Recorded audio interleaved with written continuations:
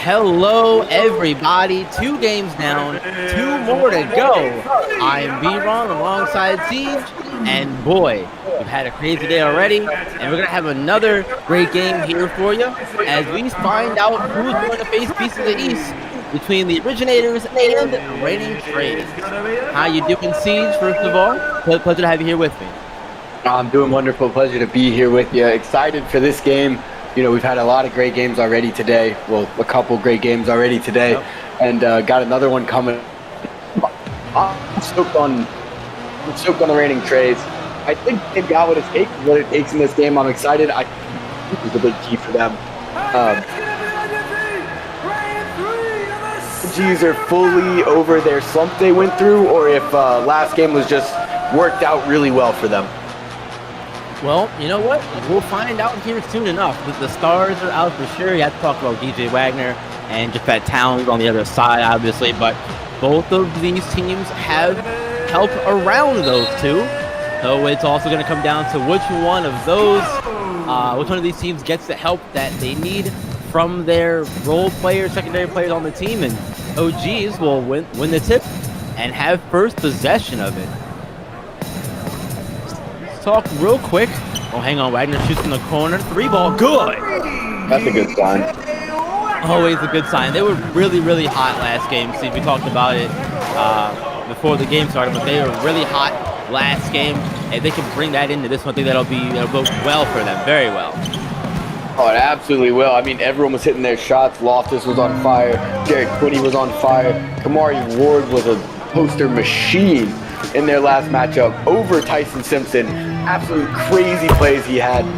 And look at that. Maverick Jackson Jones turns around before the even gets to the rim. They're feeling themselves coming out tonight. That is certainly a good sign. And for the Reigning Trades, what are you looking for them? What are some of their keys to the game for you? And how can they pull out the upset and advance? I'm looking for Jason Crosser to give us at least the Jason Crosser we saw in their last game. He looked a little mobile. He was playing hard, things like that. I think he's light on his feet. He's pretty mobile for a 7'1" guy. I think what I would like to see them do is, in the style that a lot of teams were able to beat the Originators late in the season, have him pull Victorious out of the paint as much as possible to open those driving lanes for Japhet Towns and Kevon Jackson. Yeah, that would be ideal. Most definitely. You have to give those kids space to maneuver into the paint, and if Ilgauskas is not there, and even Snyder, if they're not there, that just makes it so much easier as an offense to do what you have to do. Wagner jumper there, no good. Trade that with it the other way. Is there anything else you're looking forward to in particular from either of these teams? I know we mentioned Wagner and Towns, obviously, but there's a bunch of other players that would, I think, need to have decent enough games to chip in and help out. I mean, I would like to see Jackson do a little more than he did in the last round. I've said this before. Earlier in the season, I was saying this, that when it's a 1A, 1B type situation with Japhet Towns and Kevon Jackson, and Kevon Jackson can be the 1A in a game, they're a really hard team to beat because you know what you're going to get out of Japhet Towns. He's going to do his thing. He's going to get his. So Kevon Jackson is kind of that. He can go off. He can be a dominant player. So if he can pull that off and be that dominant player, you've got two guys who are really hard to stop. Yeah, and there's a great block from Kamari Ward on Kevon Jackson. He was driving to the basket, trying to get him to the layup. Could not do it. Now the OG's back in possession of it. Midi from Wagner rattles in. And Hot he's on start. early. Yeah. Hot start here from Wagner. That's exactly what this team needs. 5:10 to go here in the first quarter. Maverick Jackson Jones here for the top of the key. That's a great job by Japhet Towns to get by MJJ there. And B-Ron, to talk about some of the games we had earlier, how about APAC?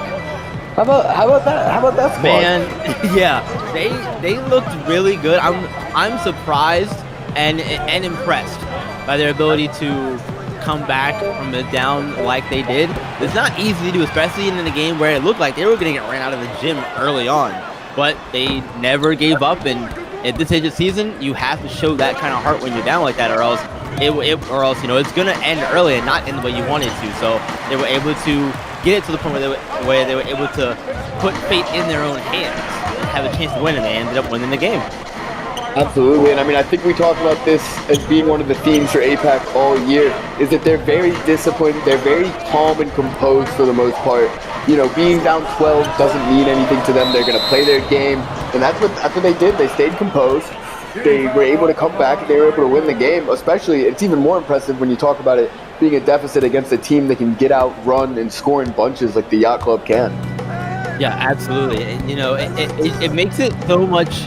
It's so much more difficult to do, like when you have a team like Yacht Club wants to get out in space and run, because it forces you to play at their pace. But APAC was able to eventually get to the point where they were able to control the pace of the game, and that's a beautiful thing to see. And it's a great block there from Crosser.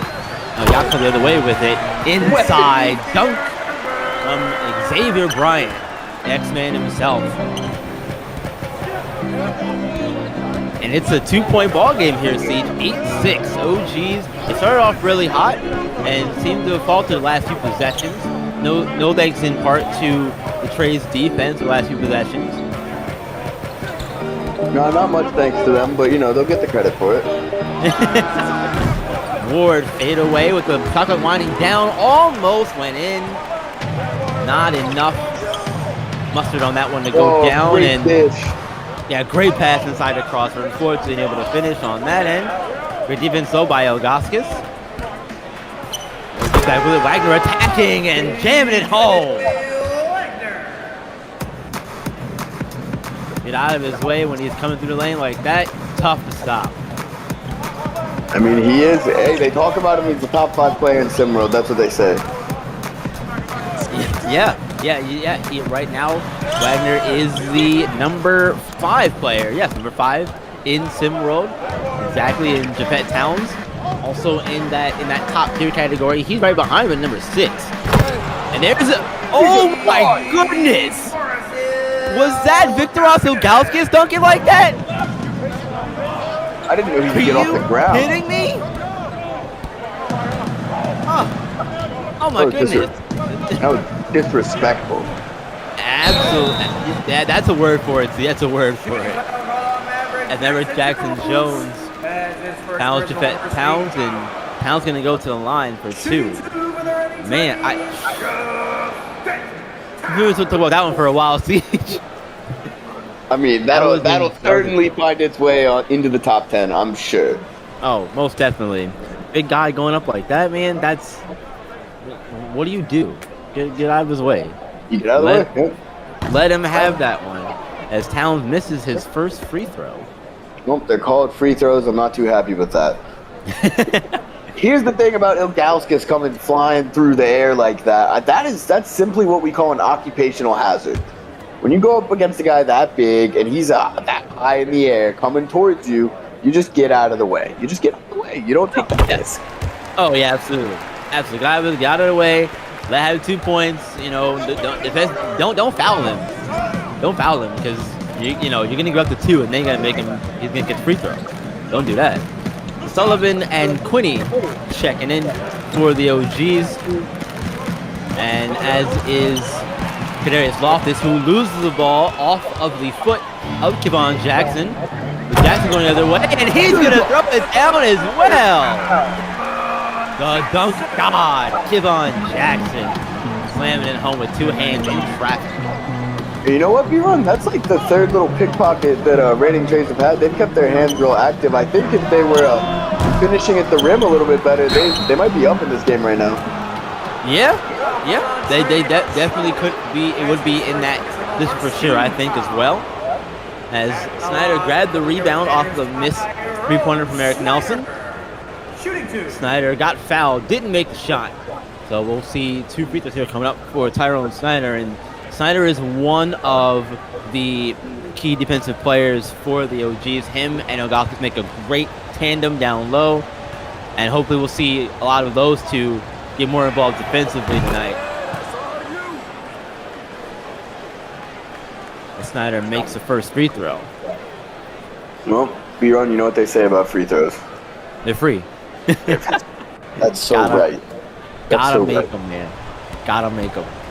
We're gonna keep driving that point home, especially because it's race to one. Everything is heightened, and even these free throws early in the game, they could come back to bite you later on. So, I mean, look, points at the beginning of the game are just as valuable as points at the end of the game. Yeah, you can't win it early, but sure can lose it early. One of those things. Absolutely.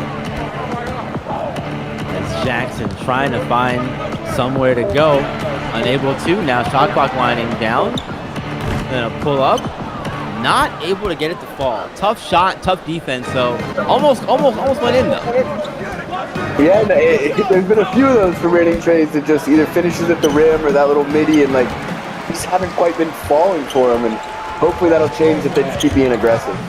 Hopefully, yeah. The double spin move from Quinney, unable to get his shot to go there either. Now Towns with it, gonna back it out and reset things here. Shot clock down to 5. Towns attacking, gets denied by Snyder. Welcome to the block party, young man. Ripping from the bench. 14-9. Just 19 seconds to go in the first quarter. Jace Daniel checking in for Tyrone Snyder after the block. And they're doing a great job of containing Japheth Towns right now. Yeah, that's going to be huge for them going forward. Three ball not able to find the bottom of the net. Final 10 seconds here of the first taken away. 14-9. OG's in the lead. Nelson inside. No. Unable to get it to go. Tough there, though, with all the traffic in the way. Final shot up almost went in. 14-9. OG's out in front to end the first quarter of play. Second quarter action coming at you in the race to one. Third game of the night.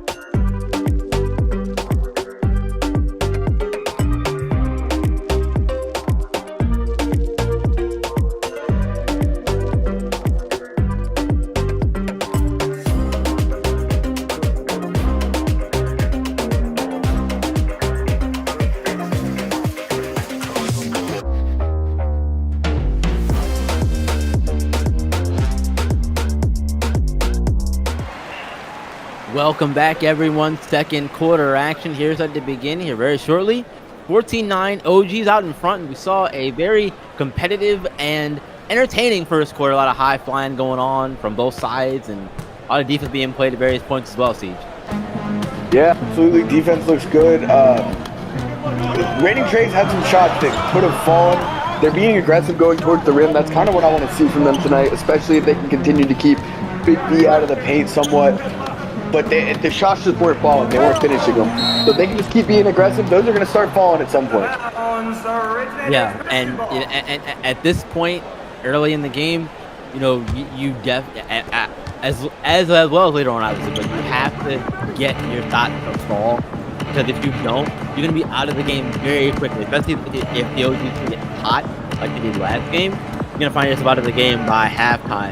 If and when your shots just, you know, don't continue to not fall. Forward on the inside. Oh, good. Great defense there to deny the 2 points. And when it comes to defense, especially at this stage of the season, you know, this is a great move inside. Great post work. Great work from Sherwood. Get that one ball and find the bottom of the net. But defense at this point of the season, you know, it always gets ramped up. There's a lot more intensity around it. Does it become more of a effort thing than it is in regular season, or is it more just a matter of being in the right place at the right time kind of thing, anticipation sort of thing? I mean, defense is always defense. I don't think the actual defense gets harder. I think the intensity and the effort have to go up because of the gravity of the games that you're playing in. Playing defense shouldn't be that hard at any point during the season, in my opinion, unless you're playing a superstar player. That's obviously not the easiest thing, but I think the effort does have to go up because you're going to see every team's best shot. And if your defense isn't at the top of its game effort-wise, they're going to take advantage of that. Yeah, absolutely. And at this point, too, you know, you have to give it all you got, because if you don't, you're going to end up watching from home like we've seen a lot of these teams do. We've had some great games today. Two great ones earlier. We talked about the APAC one, APAC Yacht Club one a minute ago, but the earlier one we saw between Beast of the East and Bad Boy Basketball was also a great game. Came down to the wire. Very last possession, matter of fact, and JoJo Kearney showing off at the end there, blocking the final shot of the Phenom to win the game. Yeah, I mean, that was insane. No Kearney is always on one defensively. Reminds me of a young Tyson Chandler at times. But I'm telling you, for Reed Redmond, I think he's the most clutch player in SimWorld Hoops. I think he is. Every time there's a timely shot to be hit, whether it's a go-ahead shot, whether it's a game-tying shot, whether there's 3 minutes left and they're in a deficit, whatever it is, Reed Redmond doesn't miss those shots. And he's always the one to take them. I mean, there's something about him. He's got that factor when it comes down to the clutch. Yeah, he has that clutch gene, and like you said, we've seen him hit multiple shots like that throughout the course of the season. We've seen some other players around the league as well, and it just so happened that it came at the biggest moment of that game when he really struggled to get going. From what I saw, DJ Wagner not struggling here at all.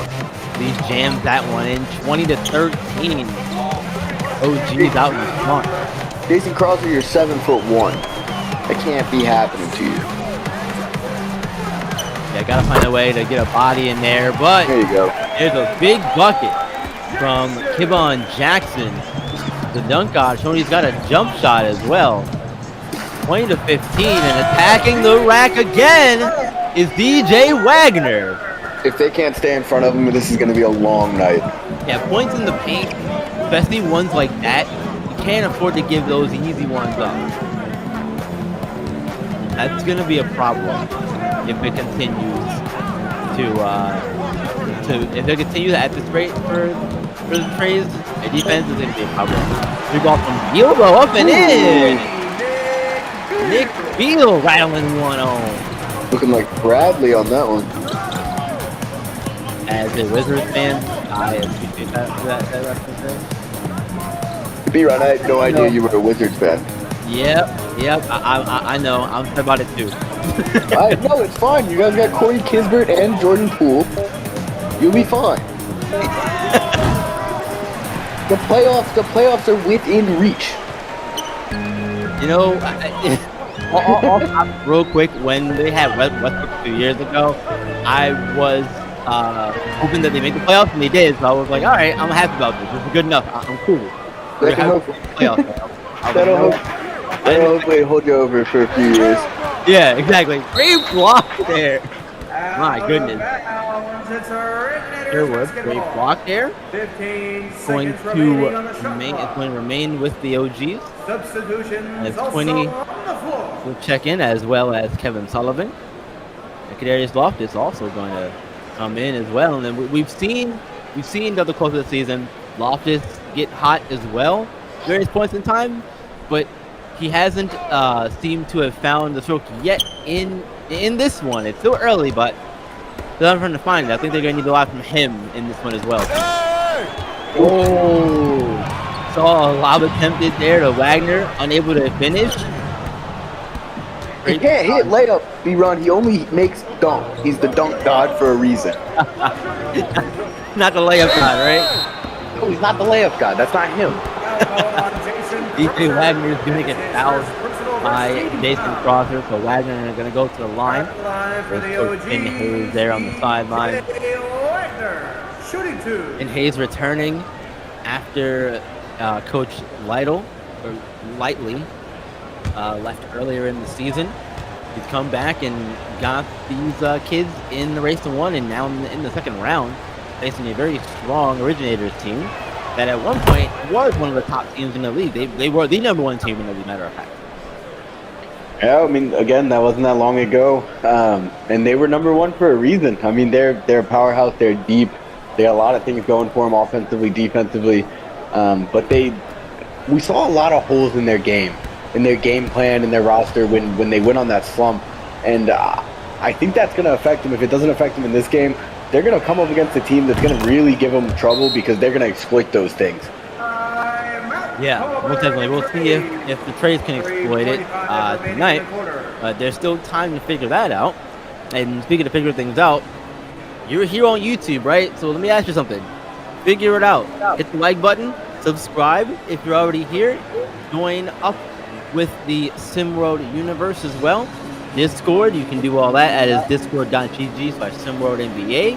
Join up on the Discord. We would love to have you join our community and be a part of all the talk that goes on with the Race to One, Saturday Showcase coming up. There's a lot of fun things going on in SimWorld, and Discord is a place to be to do and be a part of all of that. It's a fun time in here. Come get in here. Most definitely. We have a lot of fun, and again, it's probably the best time to be a part right now is the Race to One. Get yourself involved, get in the conversations that are going on here.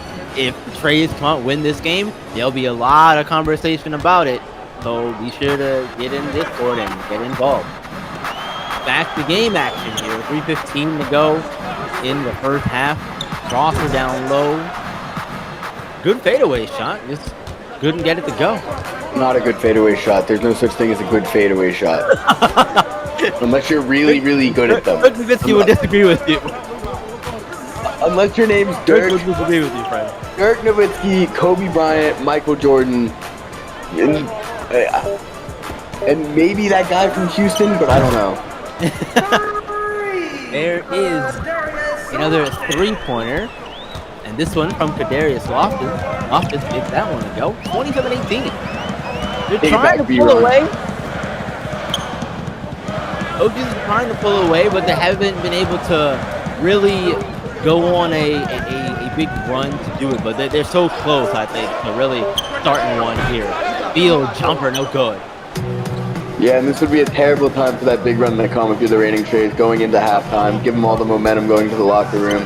Oh, definitely. Not ideal. No, absolutely not.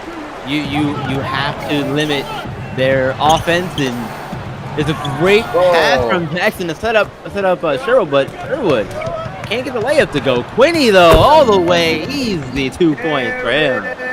And I mean, he just smoked that layup. That's not what you want to see. We've been talking about how they haven't been finishing their inside shots all game, and that's not a good look for the rest of this one. Yeah, been a struggle for the Trays, and I know a lot of that has to do with some of the defense we've seen. But what do you think is also a big part of that in terms of not being able to make those shots count? Those are easy. That's a great block from Crosser. Sullivan grabs the board and now has a mismatch and gets the second chance bucket to go. You mind asking me that question again? Yes. My apologies. You lost my train of thought. Yeah, no, it's all right. It's all right. It's Ron Jackson minutes ago, but I was asking you the defense from the OGs has been good, but when it comes to the Trays and their struggles getting points on the interior, does it come down to just their offense, just the guys not being able to get those shots to go, or is it a scheming at the moment? I think it's a little bit of both. I mean, to be honest, because they've been smoking layups, they haven't been hitting, their tough inside shots, things like that. The reason they've been having to be a little more aggressive is they also really haven't been hitting their outside shots super well. McBeal hit a 3, Ron hit a long 2, but other than that, they've been pretty quiet from outside. And I think what that would do if they were able to kind of get going from outside is, as we all know, it's a simple thing. If you're hitting shots outside, you're going to open up the paint a little bit more for those one-on-one drives and matchups down low. So I think that could be the start to getting that back to go. Ooh, pretty finish there from Javon Jackson. Tough shot, too, and Tragic was Quinny draped all over it.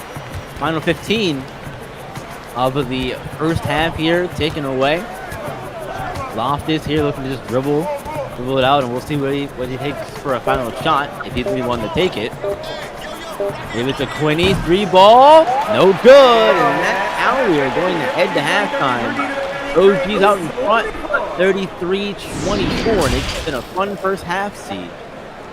Absolutely has. The OGs are rolling. They're firing on all cylinders again, just like we saw them in the last round. They're back to looking like the team we saw most of the season, and that's a scary thought for the rest of the race to one that's left, especially given that the top 2 seeds above them in Gotham 5 and Rocky Mountain are already gone. So, I mean, it's a scary look right now. They're looking like serious contenders once again. And for the reigning Trays, this man right here, Japheth Towns, needs to find his game and get it going early and often in the second half. He's kind of the key to everything they do. He's the guy. He is him. So they need to find a way to get him going, get some guys some open shots on the perimeter. I need to see Jason Crosser not smoke layups and not get dunked on by guards. But they're certainly not out of it. There's plenty of time left. Plenty of time. We'll see what changes are made. They're going to have action coming at you. Don't go anywhere.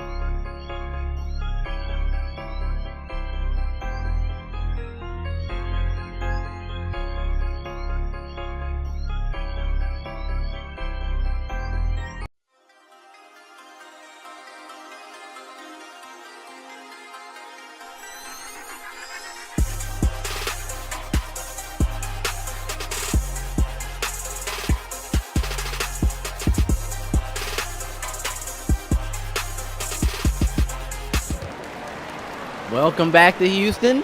Third quarter action here in the third game of round 2 of the race to 1. Again, the winner of this one will go on to face Beasts of the East. Right now, the OGs are out in front, 33-24. Second half action ready to begin, and let's talk adjustments and changes. Siege first for the Trays. What do they got to do besides get Towns more involved? I don't care if it's simple high pick and rolls with drop head Towns, so just get him going towards the rim. They got to get him going early. That's really the game plan that needs to go for them. Everything else is if they need the shots to start falling. But the one thing that they can control, put the ball in drop head Towns' hand, get him rolling towards the rim, get him a mismatch like this. I mean that needs to be their game plan. I like the idea for sure, and he's gonna get denied by Elgaskis. It's gonna stay with the Trays though. They'll have 8 seconds left on the shot clock to get a good look here. And for the Originators, what do they have to do to maintain their current position out in front? Oh, don't get complacent. They got to lead. They need to keep their foot on the gas. Don't take this team too lightly just because they weren't hitting their shots in the first half.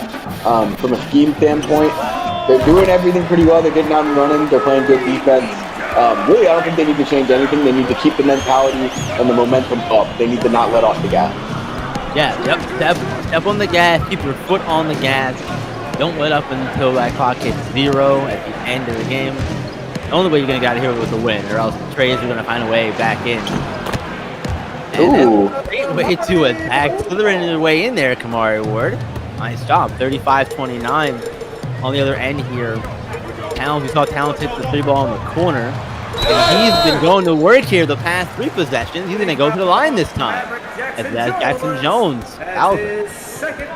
Well, like you said, play till there are zeros on the clock. It ain't over until Bob thinks. That's what a wise man once said. We got Bob, we got Katie. So many people involved here at the end of the games, man. Defet Towns here at the line, looking to make it a 5-point OG's lead. He does get that one going.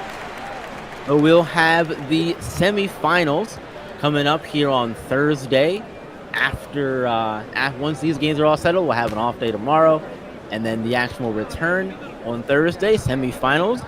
First game's going to be at 7 p.m. Eastern Time. Look forward to that one. Second one's going to be following at 8:30. Busy day, busy week for everybody. Including these kids here at some hoops and having a fun time being a part of the race to 1. Been good being a part of this and calling all these games. And there's another basket for Kamari Ward. Kamari Ward, man, he's been showing up big so far in the race. I mean, he had those big dunks over Simpson tonight. He's had a couple of great lays. I mean, he's coming out as a really, really good piece for them. He's gonna be one. I think he's gonna be a big returning piece for them next season if he decides to return for the OG for sure. Now three from Bryant, unable to get it to fall. Still a 6-point game. The Trays are right back in this one. I didn't even know Weapon X had a 3-point shot in his arsenal. Goss gets there, throwing it down strong with 2 hands on the inside, making it 39-31. And there you see the screen. You talked about it. These are the high pick and roll, and at least they got Brett Towns a chance to get some points. Watch out for that man. If he gets going, this is a different game. He's gonna have to start playing at a higher level, and there's the kids who are playing at a higher level all game. DJ Wagner making it 41-33.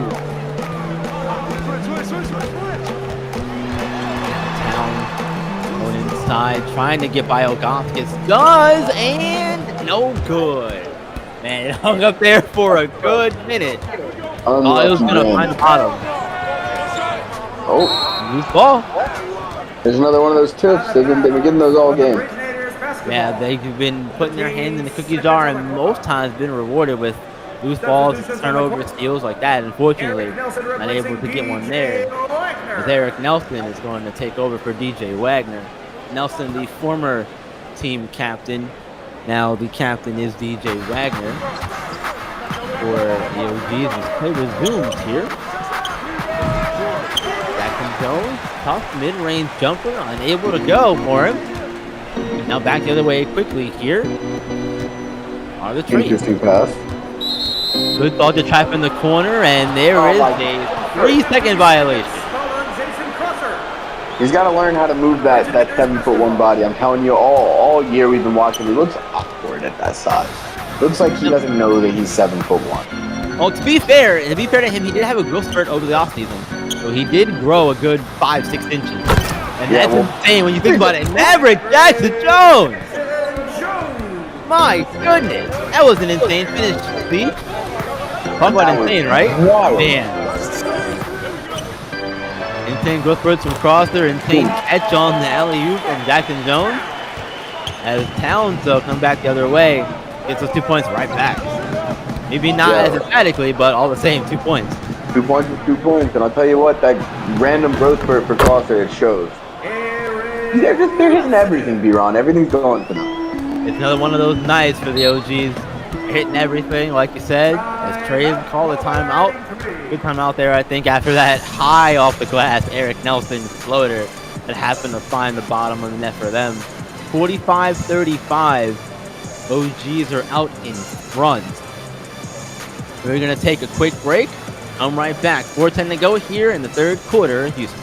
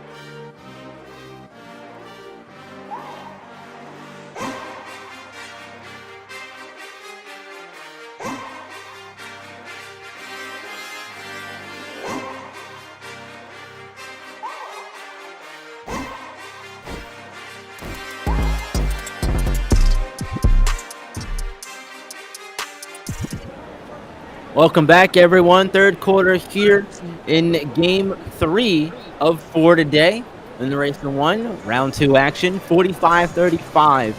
OGs are up by 10. They are looking to extend it and run away with this one here in the third quarter.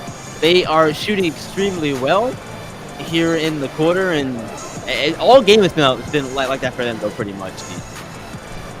Yeah, absolutely. I mean, look, Jafet Towns has come alive a little bit in the third. He's hitting his shots. I'd like to see some of his teammates step up, start hitting them with him. And on the other side, the originators are hitting everything. I mean, Maverick Jackson Jones with a alley-oop finish slam that he had his head up by the rim. Nick Beal with that floater that almost reached God. I mean, it's everything's going for these guys. Yeah, absolutely. And when you got a team that's shooting like that, it's so tough. It's one of those situations where we said it before. You just throw your hands and say, well, "What can we do? What can we do?" And as the defense had to be frustrated to try to stop too.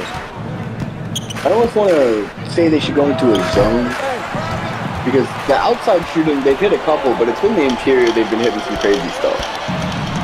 Yeah, maybe you go to 2-3, 3-2, one of the other, and You might as well try it. It's win or go home, so you might as well throw everything you got out there. Yeah, right. Why not? Snyder with the dunk there gets it back up to 10. Pounds and they give it inside. Ogoskis. Pesky defense, not allowing man to get by him. And nope, tried to pass it out to Beal for 3. No good. Ogoskis brings it up by himself. Point guard Ogoskis. Point guard Ogoskis driving to the rim. He was doing it though, right? He was absolutely trying for it, man. 47, still 47-37. Originators still out in front. Towns trying to attack and does so, but not successfully. I'll tell you what, it looks like Ogoskis is tired of just rebounding and playing defense. Ogoskis has always wanted to be a point guard, and he's living out his dream. Hoop dreams out here in the race to 1. Ogoskis living them here. Through on the corner. That one is short.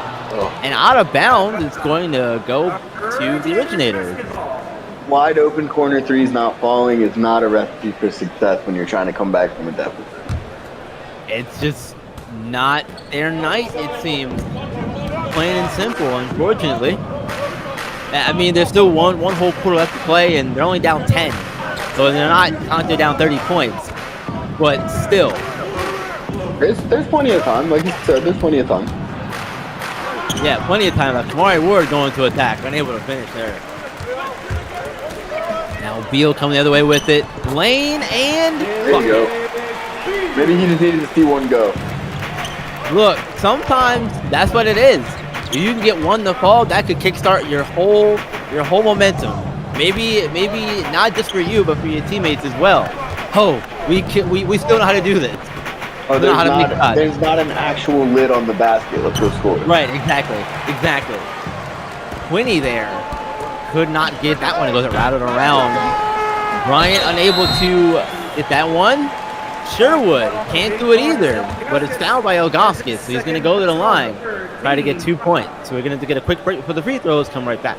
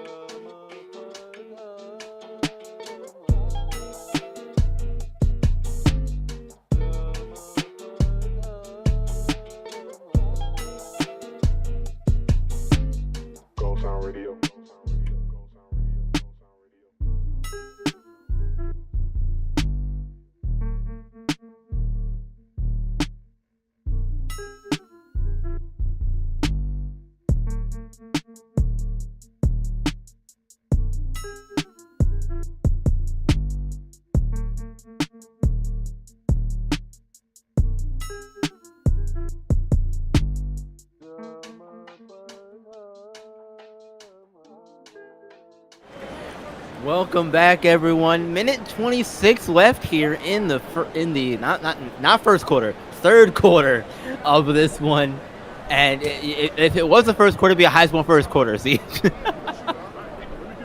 Absolutely, and I think we're gonna be in for a treat in this last one. I've got a feeling that the reigning Trays are gonna make a little run here. It's just a feeling that I've got.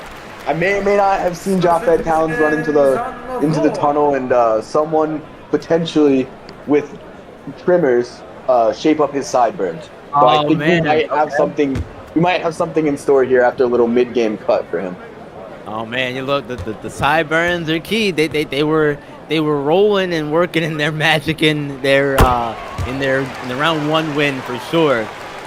We'll see if they could do it here in this one. Hey, look, it's a 6-point game again, and we have mood lighting. There's mood lighting here. See, this is intense lighting. This is how you know that this game has gotten real.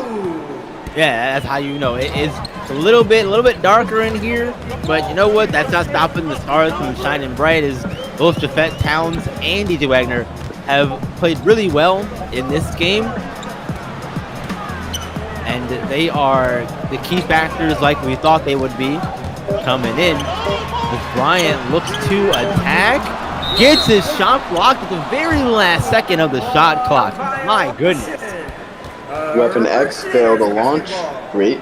Lovely. Come on. Man, that was a phenomenal block from Snyder. He got up in the air and really knocked the thing out of the sky at the very last moment, because it looked like that was going to at least get to the rim for sure. As the lights have now come back on, we're back to normal here, the Simworld Sports Arena here in Houston. And Bjorn, I got word during our last break that the face of the Houston Rockets organization, Jalen Green, and a couple of other players have showed up to watch the games tonight. So got them in attendance. Some professional hoopers. See what they think about the young guys in this league. Oh man, and you know, if they're here. If they're here watching this game, you know that these kids are probably going to show out more once they notice it. And Jace Daniel might have saw one of them, because he just threw that one down. My goodness. Absolutely. I mean, all these kids want to look good for Jalen Green right now. You want to look good for those professional NBA hoopers. I look good for Jalen Green and everybody else on the Rockets staff, for that matter. Towns firing for three. Good. Big shot there from Japheth Towns. 53-44, ending on a high note there in the reigning Trays. One more quarter left. Who's going to advance? We'll find out after the last 8 minutes here in Houston.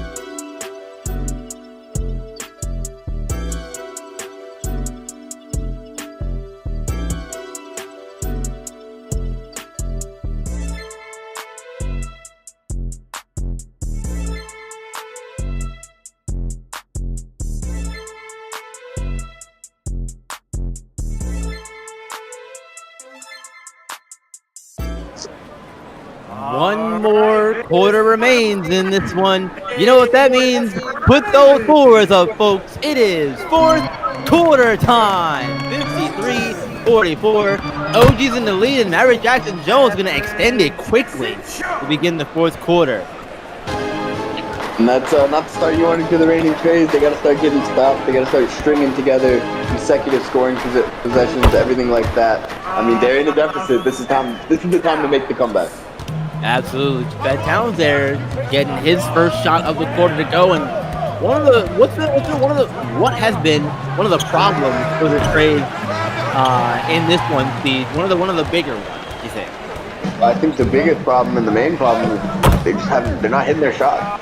Fed Towns the only guy consistently hitting his shots. Everyone else has, contributed one or two here or there, but nobody else has even stepped up as like a solid second option so far. Yeah, coming into the quarter, they're shooting 33%. He's going to get it done in any respect. That's Kamari Ward. Easy bucket there from him. No one rotate over to help out.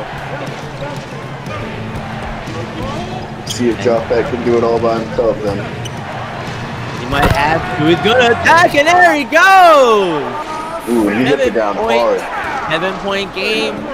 Towns got the dunk, but at what cost to his body there? Yeah, he definitely landed hard there.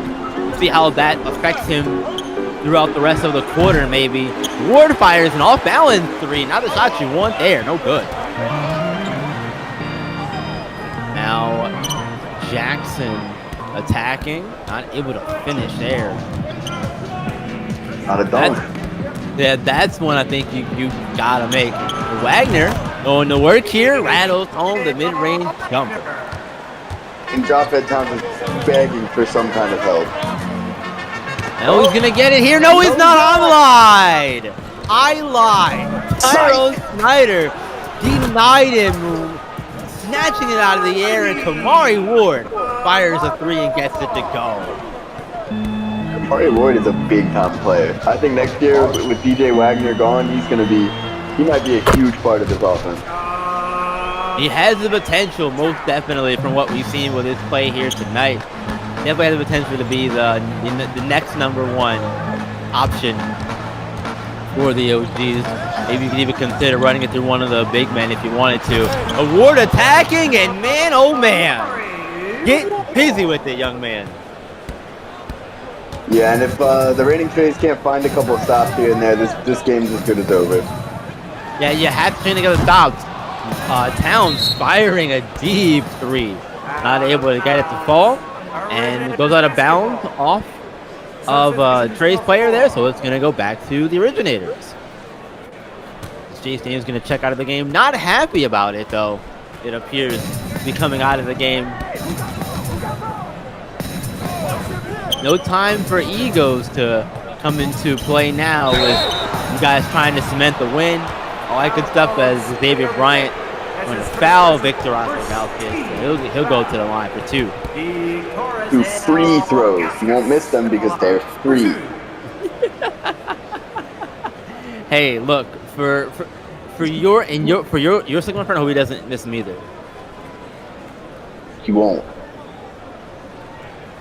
You know how it goes, man. The old curse for the broadcasters. Hopefully it doesn't go back there. Ilgauskas, first free throw attempt. Got the first one to go. Subs coming in for the OGs.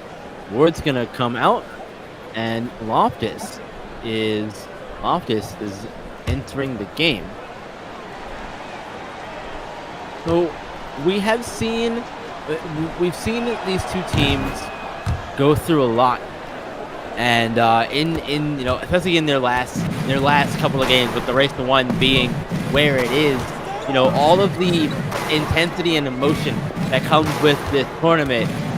I feel like a lot of that from both of these games is a bit of a carryover from both these games in very different ways. Siege, what about you? Yeah, I mean, for the originators that want to call it a carryover, they played really well last game, but I almost want to say it's really just them returning to form from before their little slump to end the season. And I think for the rating trays, it was a huge win they had over Gotham. They've not really been able to carry some of the things that they did well in that game into this one. But I really don't think it's anything due to an effort thing or anything like that. like we've said a couple of times, it's just one of those nights that their shots are just not falling.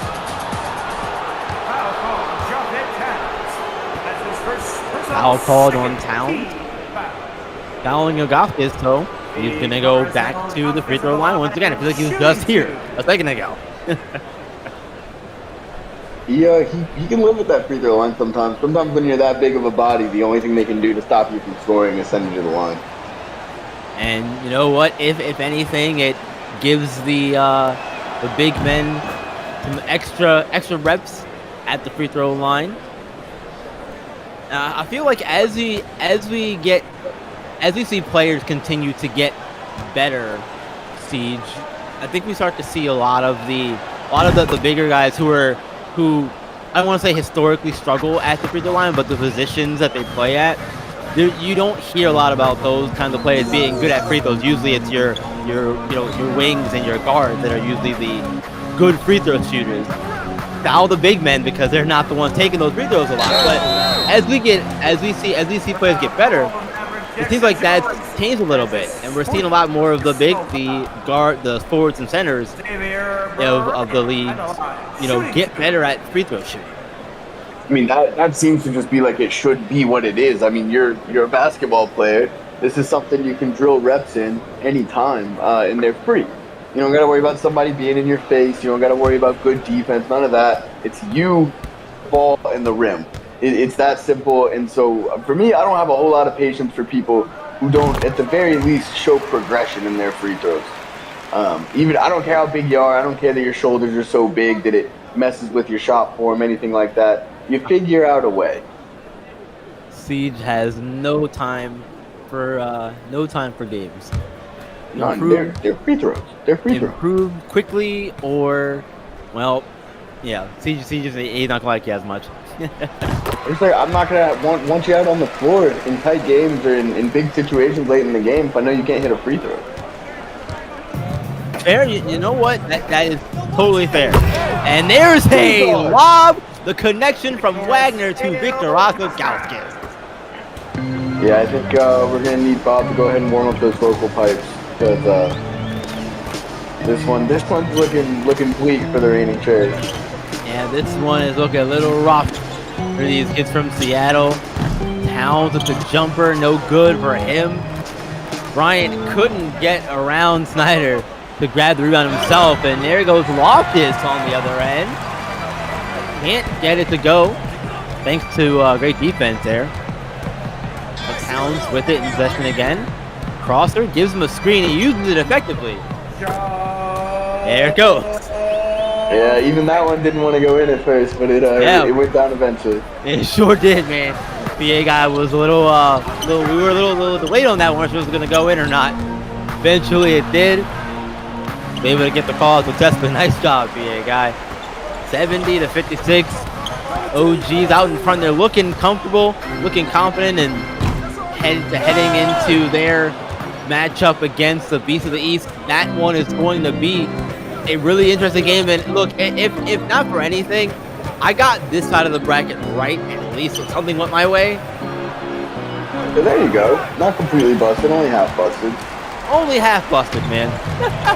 I will say my champion pick is still in the race, and we're actually going to see them next. Southeast Select with the final game of the night. Yes, that's going to be a good one. They're playing Showtime basketball, and I know you're not going to be calling that game, but what are you looking for in that one in particular? I actually will be calling that game here, and I'm very excited for it. What I'm looking for from a Showtime perspective is they're going to have a chance. What they really need to do is they need to be able to be on their best game defensively. We all know that what Southeast is going to bring is great defense, and they do have firepower to match it. That's looked a lot this season because of how good their defense is. If Showtime's going to have a chance against that stingy of a defense, they've kind of got to be able to match that defensive intensity on the other side and keep Southeast from going on an early run. Yeah, and then let's look a little bit ahead of that game. The winner of that one will face Asia Pacific, who we saw beat Yacht Club earlier today. Who do you think that matchup favors more in this scenario, where we Southeast or Showtime? I mean, I'm going to be honest. For APAC, they're going to be the biggest Showtime fans around tonight. Yeah, They're I not agree. going to want to see Southeast Select. I know they're not afraid of anybody, regardless, but you're still going to choose to take the Showtime team, who is unfortunately missing their star player. They've looked good without him. They've been great so far. If they can pull off a Southeast upset, then you're going to be a little more scared of them. But if I'm APAC, I would still rather play Showtime. But I think the matchup is more favorable for Southeast Select than it is for Showtime going up against APAC. And don't forget, APAC did beat them to open the season. And I know that was months ago, and things have changed a lot from then till now. But you still have to take that and go, hey, we beat them before. We could do it again. We could do it again. You know, there is no problem with that. The whole point of the game at the end of the day is to win. And as long as you can do that, you're in for a good time. And whatever bulletin board material you can find, you should. Yeah, exactly. The OGs won't need much more of that after this one. They are looking like they're going to cruise victory here, 70-61 after the 3-pointer there from Xavier Bryant fell, but it is looking to be OGs Beast of the East. Look ahead to that one a little bit, Siege. Who are you picking to win that one, or what are you looking for in that game in particular? It's hard. That's a hard one to pick. I really am intrigued by the Levin Cutler Victoria Sergauskas matchup. Levin Cutler has looked as good as any big in the league. Yeah. In his most recent games, specifically their last two, and I'm looking forward to him just going up against arguably the best defensive player in the league in Victoria Sergauskas and seeing what he can do. Yeah, most definitely. I'm looking forward to that one too. I still have Beast of the East advancing and going to the finals of the race to one. That might change in a couple days time, but we'll see. We'll see how that all holds up. Right now, though, I think it's still Beast of the East to get to finals from this side of the bracket anyway. I still would like to see Beast of the East play Southeast.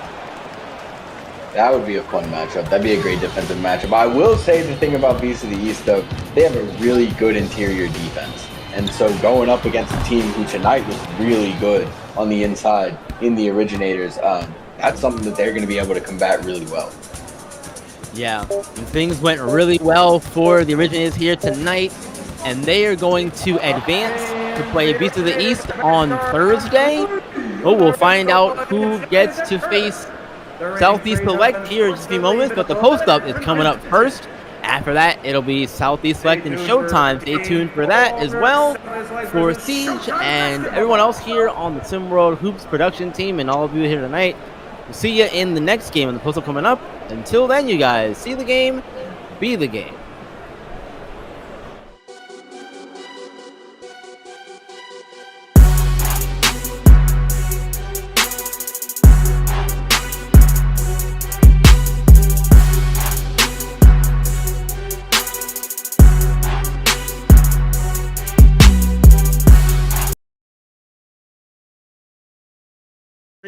Rick, you good over there, Rick? Yes, sir. You got to stay ready, so you ain't got to get ready. Of course, man. Look, I had to check in on you because you know what I'm saying. We here now. It's game 3, round 2. Mm-hmm.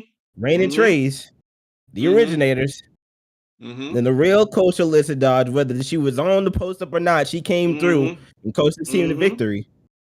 And look, we've got everything that you guys watching at home. Y'all need to know about what's coming up next. As you all know, this is the post up here with LOB and my main man, Rick Blaze, here in the building. How we doing tonight, Rick? Hey, man, I'm really impressed. Can I tell you why I'm really impressed?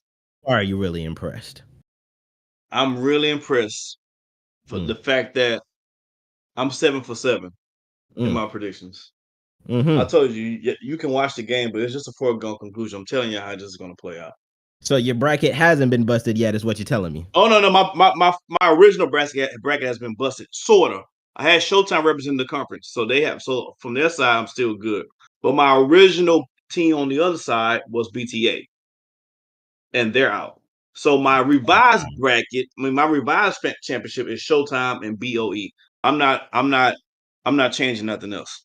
Now I'm either gonna win, or I'm gonna lose. I can confidently say my bracket has not been busted, so I'm very happy about that one. Okay. Who you I have in know your a lot final?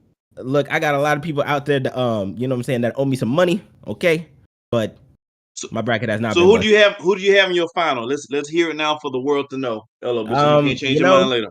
you know, see, that's the thing of the thing Oh about that no, one come on, you doing too much studying with somebody who got their bracket together.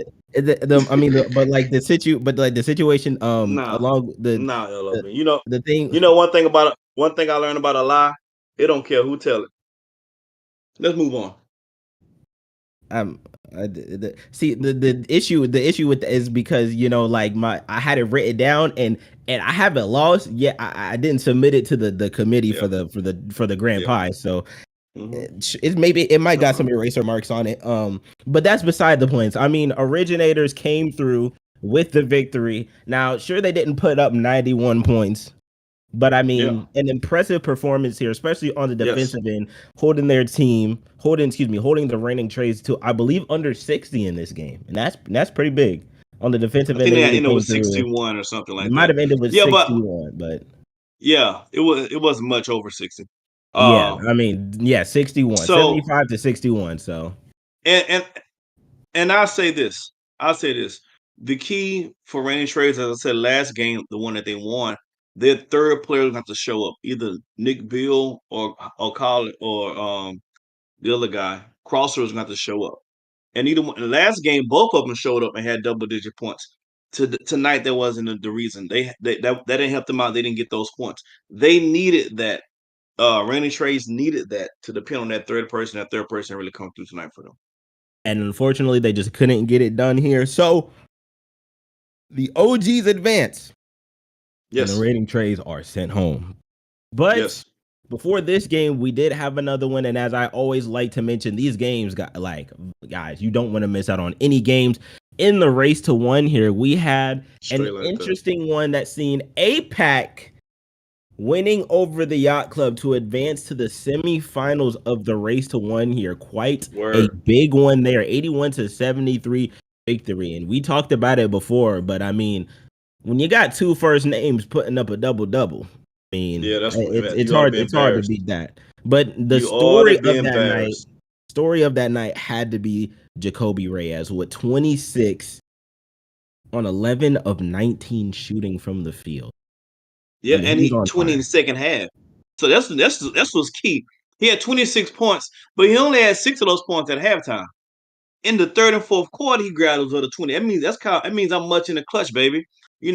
He's showing up and he's showing out, putting the load on his team on his shoulders, and he's getting it. It's kind of reminding me of like a almost the run my man had Adam Morrison had with Gonzaga back in the game. Mm. Just put him on your shoulder and hey, just come along for the ride, fellas. I got you. Interesting enough, the Yacht Club actually had 4 people who scored in the double digits this game, yet couldn't pull out the victory. Only 73 points. So, I mean, when you look at these two teams between APAC and the Yacht Club, it's not that the Mm-hmm. Yacht Club played bad. It's just APAC played better. You know what I mean? So, Yeah, yeah. With all these games, I'm proud to say, 90% of these games we've seen in the race to one, they were not bad games. It's not that the teams played terrible. Did they play the A game? Maybe not. But they didn't play. I didn't see any D games out here. You know what I mean? I didn't see I any real haven't. terrible games. They've been really competitive. So I'm proud of the whole league, Sim World, as a totality. That says a lot about our league and a pair that we have. That again, any team can beat anybody on any given night, and that's so true in our league. And I mean, the development of the players, whenever you talk about how these players have started off the season up to now, especially in these crucial moments, and how a lot of teams, a lot of players that were sort of clowned upon throughout the season really stepped up Mm-hmm. in a big way here in the second half, especially teams that are still advancing here. Like the Right. idea that Fareed Redmond couldn't get it done, and he's continuing to play as well as he has. Along with that, the way that the DJ Wagner, they said that he wasn't going to be able to perform when it came playoff time. He went out and dropped 34 in his first game. And Yes, he I did. mean, just overall, it shows the level of competition here in the sim world. It's just unmatched. You know, it's unmatched, the level of competition that's here in the sim world. So kudos to all the players, all the coaching staff, Absolutely. and the way that these teams have just played. It's just it makes for some exciting basketball. Absolutely, man. Like I said, everybody's been playing hard, and every team who's went on has earned it. There was no Mhm. gimme games. in this race to one. Everybody has earned it. Everybody has stepped their game up. Tomorrow's episode, I'm gonna do stock up, stock down on the pod. So make sure y'all check that out. I'm gonna be talking about these players who has kind of, their stock is up since the race one has started. Maybe they wasn't much to talk about, but their stock is definitely up. And of course, on the other side of that, you got those whose stock is a little down. You know what I mean? Stock a little down. You know what I mean? You know what I mean? Stock a little down. You know what I mean? A little low. I will say this though. A little phallus paralysis. Yeah. It's a little low. I definitely will say this though, and we don't mention it enough, but make sure you guys stay tuned even after the race to one, because on Saturday, August 26th will be none other than our Saturday prep showcase. We want to make sure you guys are getting geared up and tuned in for that one. We've got some star players, star talents. We've got some epic fun, some showdowns, 3-point contest, dunk shot contest, the big game. And I mean, we don't want you to miss out on any of it coming up. So make sure you guys stay tuned for that. You might hear me in there. You know what I'm saying? I might be judging the dunk contest. I might have got confirmed to judge the dunk contest. I don't know about that can one. You but dunk? Can you dunk, Elo? Can you dunk? Yes, I can. I actually can. Nah, come on, man. I actually can. Been telling you like. No, like, I'm serious about that. I'm serious about this one. I can actually. No. Don't play me. Don't play me. I got Goldilocks and the Three Bears. Come on, man. Who house you have you lying on now? You can dunk. Yes, I can dunk. I can confirm dunk a basketball. I'm not talking about the Nerf, not the Nerf net. I'm talking about for real basketball. The 10-foot on a 10-foot rim. Yes, I can dunk. And a legal size ball, not the one legal size ball. From the parking rides, the little mini not balls. Not one that's been inflated to pose a disadvantage to both sides. No, I'm talking about an actual size ball on an actual size rim, and I can dunk it for sure. 10 feet. No, I need to see the video. Okay, post the video, man. I'll have to put the video in the chat, man. Post the video, brother. I have to send it to you, but you gotta send it to the world, Craig, not just me. Okay, I will. There's a lot of us that don't believe you. Okay, but you're the one who's asking, so I'm gonna show you. Whoever don't believe me, that's on them. But that's besides the point. Now let me ask you something, Rick. Here's the thing. As the sim world community, and as people who are part of the media team, I feel like I've come to meet a lot of people. You know what I'm saying? Learn a lot from a lot of people. We've become, so much of a close family that I feel like we know each other quite so well, like I feel like everybody knows each other quite so well. Okay. With that being said, I'm going to ask you about the who's who of sim world. And what I mean by that is that there was one person on this team, right, that you feel like, what I'm saying, that you could swap with, like just any person, right? You just take over their life, take over their day-to-day for the day, maybe like a Freaky Friday. Who would it be? And what would you do as that person? Man, that's a terrible question. First of all, I just want to pick at your brain. I'm trying to. I feel you. But my first issue is I'm the prettiest one on the team. So no one's gonna come close. So I'm sacrificing already. I'm already sacrificing my good looks on top. Everybody watching at home. I'm no longer a dime. I'm no longer a dime. So I got to start with that fact. I'm no longer a dime. I'm like a 7'6" right now. On a good day. I might have to wear makeup a little bit. Wow. Okay. So besides that, so I got to go with. Man, that's. You know what? I'm gonna take the. Should I go like? Should I be Handsome Bob? No, I'm not gonna be Handsome Bob. Whoa, what's wrong with Bob? I'm gonna go my boy Yells. I'm going with Yells. Yells. And what would you do? What would you do as Yells? Because I feel like being Yells, there's a lot of things that you could do as Yells. I don't know. How much time we got, producer? How much time we got? Because what I'm saying, we're gonna have to run down the list here. Oh man, look. It would be just like hanging out with myself, basically. It would be a good time. It will be a good time. That's a great. Hey, everybody watching at home, that is a great statement to keep your job right there, because that could have went left very quickly. Okay, that's how you keep your job right there. I'm gonna be honest with you. Me, man, you gotta play the. Who would you be? I'm flattered about. But Ellie, before you answer, don't say me, because that's gonna be a dead giveaway. You gotta pick somebody else. Oh, All right, go ahead, give me Boy. yours. I think, you know what? I think, okay. And when I say this, there's no shade to my brother Maestro, who also be on the post up with me, but I think I'd be Maestro because I want to see where he gets these crazy stories from. He be talking about some, let me see if I can get my Maestro voice. He be talking about, let me hear. Yeah, family. I remember like in 1972, it was me and David Robinson, and I'm talking about that brother could play like no other. I mean, me and him, and we was rolling around in the park, family. And I remember I didn't really have my pants on. I don't know why I didn't have my pants on, but me and my family, family. That's just how it is, man. So I'm trying to figure out where he gets these stories from. Like that boy said me and David Robinson. He be pulling these out of left field. I don't know. So I think I would want to be Maestro to figure that out. But hey, you know what? I ain't mad at that.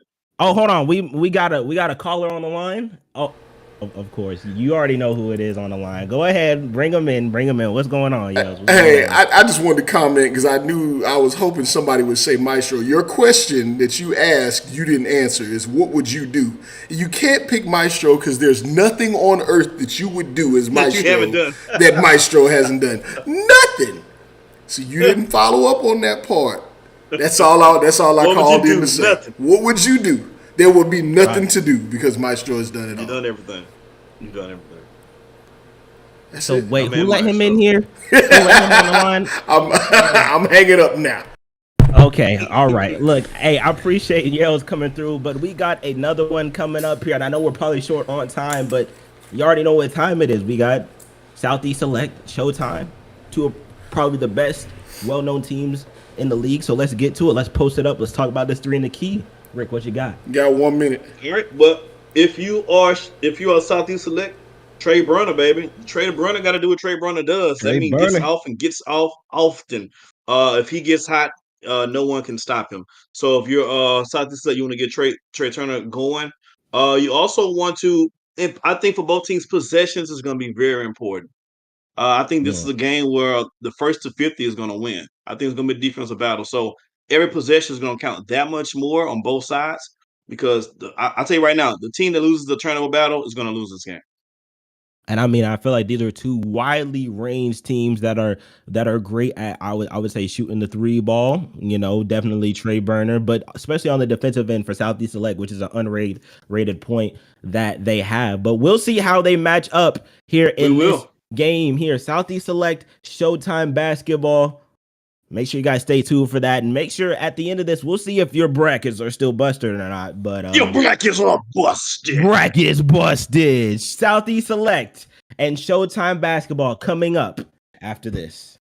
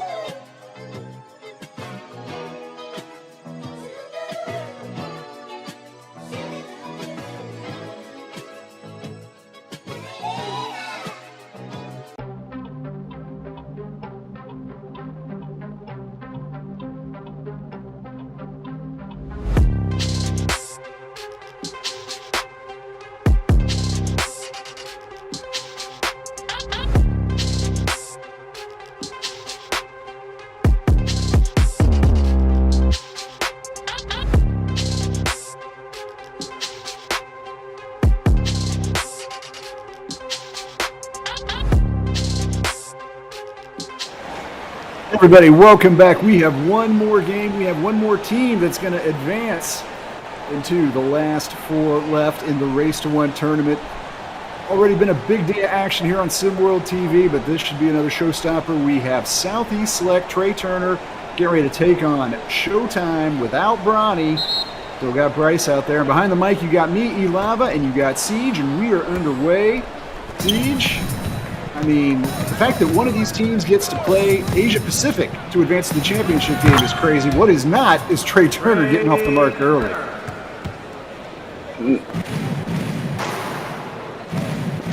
Yeah, so I mean, note that. Oh, sorry, Siege, but wanted to note there for our audience too. You'll notice that we are in Los Angeles for this game. Had flight issues with what Showtime could do, so this game was moved here instead of the regular Houston location.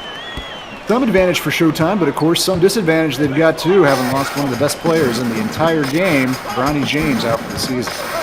Yeah, flight issues, that sounds a little suspect. We're going to need to investigate this one if they pull this one out. But I'll tell you what, I'm excited for this one. And like you said, I think it's crazy to think one of them would get to play APAC to go to the finals. But, you know, if you said that, I don't know, a week ago even, you might be like, ooh, like they're lucky. But right now, that does not seem like a very lucky thing. APAC looks just as good as anybody else playing right now. Yep, looking more good than lucky at this moment. Jackson McLean swatted that Trey Turner shot. Ooh, that one, however, Gabe Pope able to put in over 2 defenders. Pretty score for Pope, known as a defensive specialist, but it's his offensive game cooking here in the opening minutes. All rise, the Pope has arrived. Shake Travis clears a rebound. Southeast Select made the championship game last year in SimWorld's inaugural season, looking to get back there, but Shake Travis has the ball poked out of his hands. It will stay with Southeast. 15 seconds on the shot clock. And I'll tell you what, what I saw from the last game Showtime played, you know, great win, big time win. A lot of people didn't expect them to pull that one out. Their front court looks just as legit as they possibly could. I mean, Jackson McLean and Corey Yams are looking just as dominant as they could possibly be. They're really going to have to do it again tonight against this trio of 6'10 monsters that Southeast Select's got out there. You just saw Kadarius Stack rip away an offensive board there. Second chance opportunity here for Southeast. Oh, nice dish inside, and Trey dunks it home. Trey Turner. You know, it's interesting. There was all that talk about there were 5 people everyone was kind of discussing for Player of the Year awards, and of those 5, there's one of them that's still playing right now. And maybe the best of them all. And hey, I talked about Pope being a great defender in the backcourt there with Trey. You just saw it, rip the ball away. Southeast looking to jump out on top here. Well, they made the title game last year. They did lose. And the squad known as Pacific Northwest emerged with the first SimWorld Championship. But Trey would definitely like to get that on his resume. About the only thing he hasn't successfully done in SimWorld Hoops, win the Race to One. And I mean, look, I'll tell you what, they were my pick to win it all at the beginning of this. I just like what they do. I think they're a complete team. I've said it a couple of times before, and I'll say it again. I think their offensive firepower has often gone overlooked due to how good their defense has been. But the offensive firepower they have on this team can honestly stand up with almost any team in the league. So Pope has it down low. He's going to try to take it up. Can't get the bucket, however. The other end comes Showtime. Just the initial bucket for them as we approach the 5-minute mark. 3 minutes played here. There's been a question ever since Bronny went out of the game. Where would they find the scoring from? Tonight, struggling a little bit to find it against a good Southeast defensive team. And look at that move. He's nice with it. I'm telling you, Gabe Pope, he's improved offensively, visually. You can tell throughout the season, and that's really all you can ask of you. Get that out of here! Indeed. Well, yeah, Gabe Pope, shooting under 40% from the field this year, has struggled a little bit with his shot, but has certainly shown in flashes that he has potential. Timeout here on the court. Southeast 8-2 lead as we're approaching the halfway mark of the first quarter. A little break in the action. We're going to take a quick break as well, but don't go anywhere. More Southeast and Showtime when we return to SimWorld TV.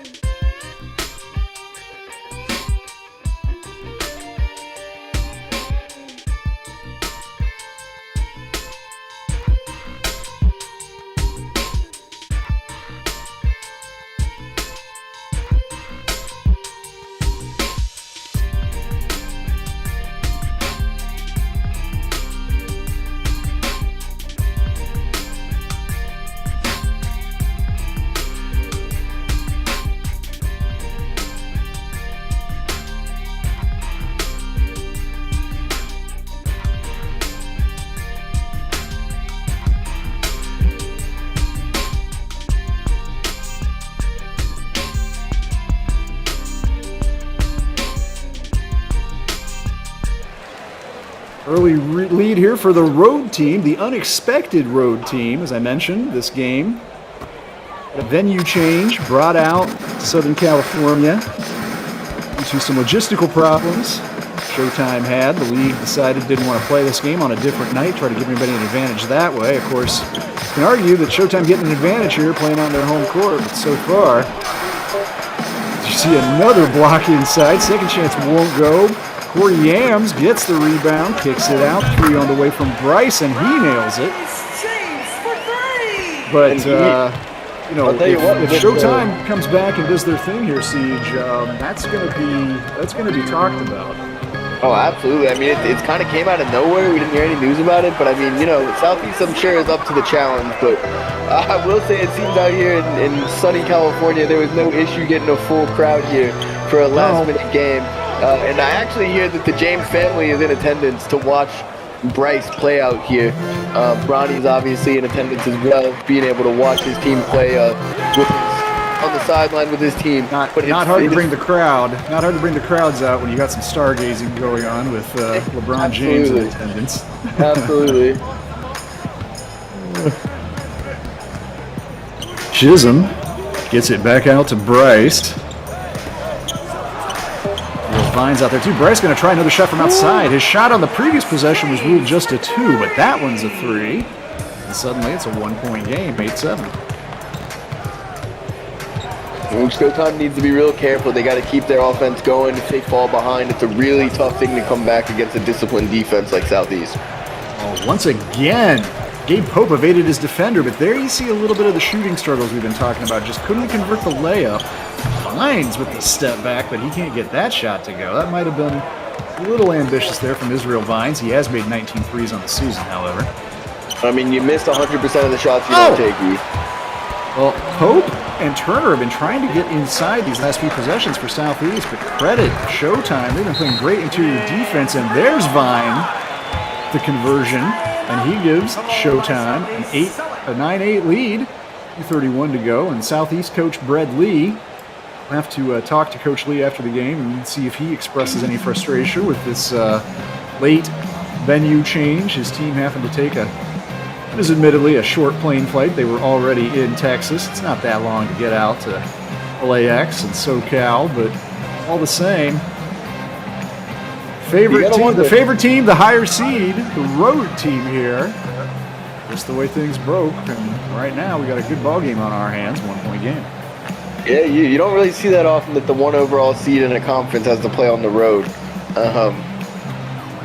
It's an interesting thing, but if anything, if Southeast can pull this one out, it's just going to speak more and more to the caliber of their team. On the road, unexpectedly too. Couldn't prepare for being on the road and still can show up and put up a game. That's impressive. Well, it's a nice place to play anyway here, the Sunset Sports Studio in Hollywood. It is a big crowd in attendance. It's definitely got a good playoff elimination game feel here. And Southeast, you just mentioned the number 1 seed. They're highest seed remaining by some margin. We have seen a rash of upsets. And of course, none bigger than Asia Pacific. They've charged through. They're going to play on Thursday against the winner of this one. More games coming up on SimWorld TV on Thursday. And we did talk about parity in this league all year long.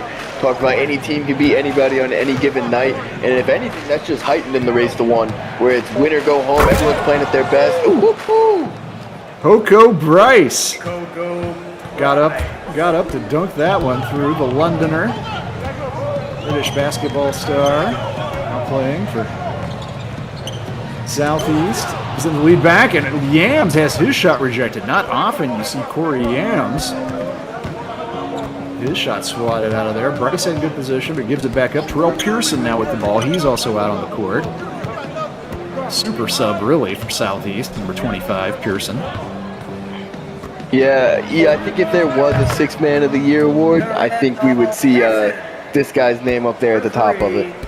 Terrell Pearson drains a 3 right on cue. He's got that in his bag of tricks for sure. 23 made threes on the season now, and averaging 11.9 points per game off the bench. Pearson, a SimWorld veteran, has never started in his 2-year SimWorld career, but he's definitely going to find a spot at D1's college somewhere. Oh, Israel Vine's heating up a little bit. He's got 4 points so far. You know what? I'm going to say this, and I truly believe it. It might be a hot takey. I think that Israel Vines is the most talented player other than Bronny on the Showtime roster. I think he hasn't got enough chances. Once he starts getting those chances, whether that be next year with Showtime in this game and the rest of the way race to one, when he goes to college, whatever it may be, we're going to see him really kind of turn into the player that I know that he can be. Well, Israel Vines, just 16 years old, a 6'5", 190-pound wing, and he's going to go to the line. Already has some big-time former Pac-12 schools involved with him. USC, UCLA, and Arizona, all heavily recruiting Vines, who hails from Fontana, California, here in the SoCal region. Vines averaging 6.2 points and 1.6 rebounds per game. There's a chance to tie things back up here for Showtime. Well, they're free, and he'll redeem that one.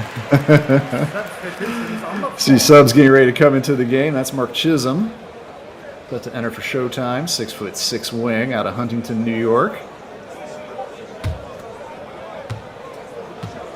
Talk about far away from home. He is. Well, hey, so is Ethan Letterman, also out there on the court now for Showtime.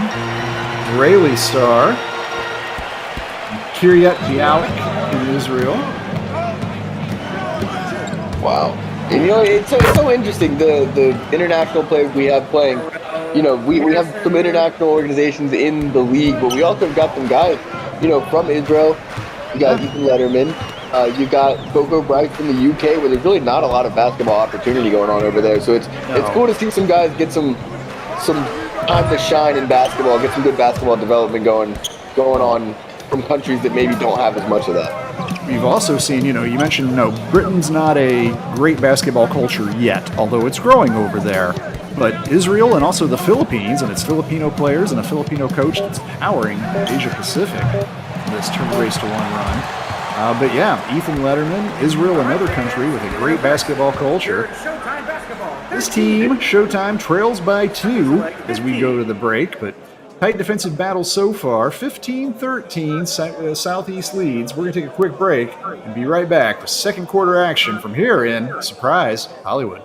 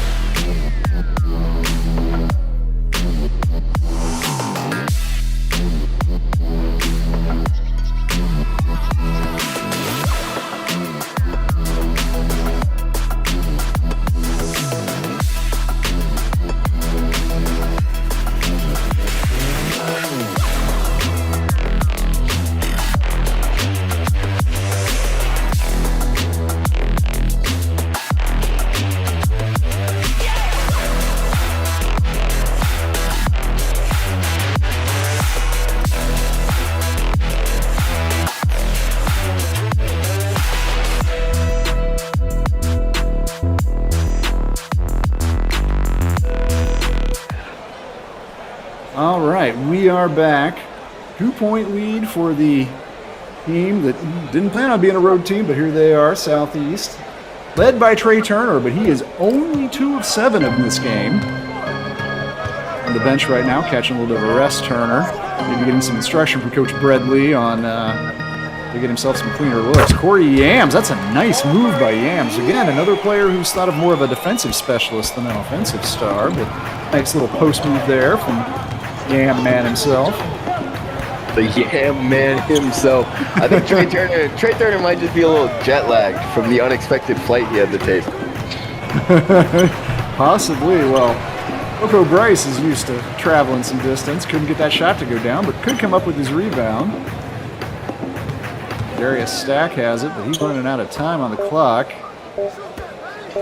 And Bryce is just going to have to shoot this. Jumper won't go down. Showtime basketball. Oh, nice dish to Vines, but he's kind of out of position. Got 2 defenders on him, and that is going to stay with Showtime. But nice defensive effort from Kadarius Stack Jr., 6'10", 16-year-old out of Rocky Mount, North Carolina.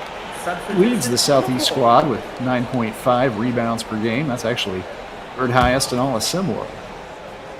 Yeah, he's not too bad. He's not too bad on the glass there. 16 years old, he'll be back. The league can keep all these talented 16-year-olds. They're just going to reload even with Trey moving on next year. Yeah, I think the defensive scheme should still be in place. They're keeping a lot of guys who are key to that. They are going to need someone to either step in or they're going to need to find somebody to fill kind of the offensive number 1 role that Trey Turner plays. But other than that, there's no reason they can't be running it back next year. Ball inside to Bryce. He's going to take it up. High arcing jumper. I think that went over the backboard. Oh, no, it's same last touched by Showtime.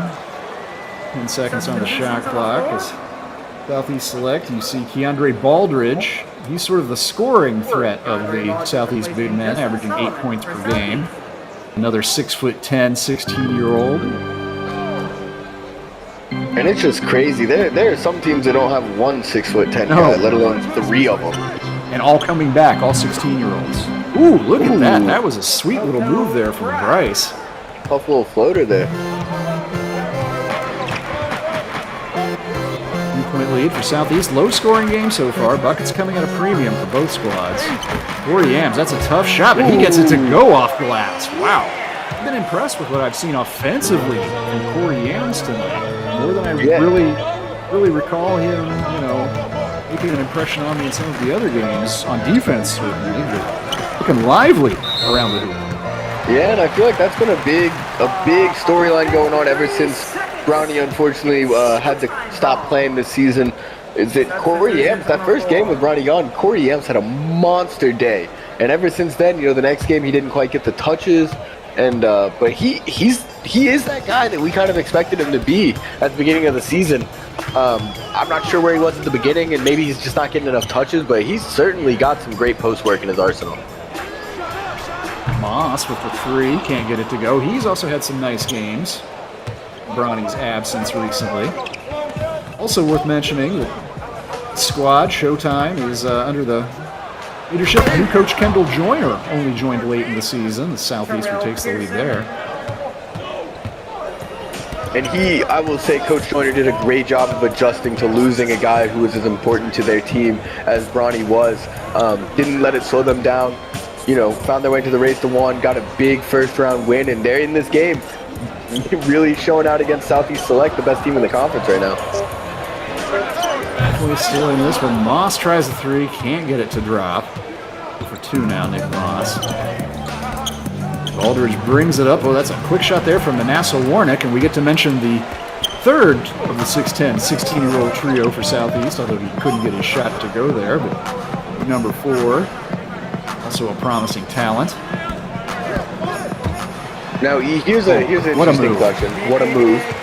But here's an interesting question for you. If you're Coach Bradley and something happens, let's say they make it to the finals again or even lose this game, but they don't win it all, are you going to go out and try to add a 4th 6'10" guy? Do you think that might be what would put them over the edge? Maybe. Well, I'll be interested to see next year. Conceptually, they could start all 3 of those. They could start all 3 of that 6'10" trio. It's arguably the case that, you could swing maybe a Keandre Baldridge to a small forward position, play a kind of triple towers offense out there. That's an absolutely terrifying thought. Just get yourself a lineup, Gabe Pope at the point, a Coco Bryce at the 2, and then just 3 6'10" guys. Yeah, there you go. Talk about keeping Coco Bryce, not small himself, 6'3". Get another big guard out there.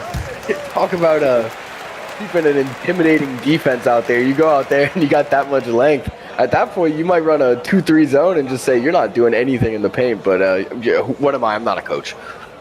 I'm just a humble announcer. Chance to tie things back up in a tight game. Southeast broke out to an 8-2 lead to start this thing, but had quick points from Bryce James, made it 8-7, and it's been all locked up tied up or shorted a small advantage for one side one way or the other ever since, halfway through the second quarter. The drive, Shake Travis can't get it to go, but a nice offensive rebound from Baldridge. Some good second chances that Southeast is getting. Trey Turner back out there. Oh, Trey 2 for 8 now. Gets the rebound, however. Oh, tough drive from Baldridge, and he is finally fouled. Nick Moss. You know, I was talking about that size that Southeast can throw out there, Siege, and you can see it on the court right now. A significant size disparity between what Southeast has versus what Showtime's able to put on the court. Yeah, absolutely. I mean, really for Showtime, what they've got in terms of size, they've got Jackson McLean and they've got Corey Yams. But outside of that, I mean, their next biggest guy is Chisholm at 6'6". And even Corey Yams is a 6'9". So, I mean, you're talking about 3 guys for Southeast Select who are bigger than anyone on the roster other than Jackson McLean. And that is an advantage. That's an advantage because you can rotate those 3. You can have one of them out there, 2 of them out there. But either way, you always have one of the biggest guys on the court. Usually Southeast has 2 of the 6'10" trio out there. Right now they've got Baldridge and Warnick out in the game. And then you got a long Shake Travis at 6'7", who can really move up to the 4 if he needed to, but because of the depth they have at that big position, he doesn't usually have to. There's Jackson McLean. He's holding down the inside fort right now for Showtime. Tries a circus shot, won't go.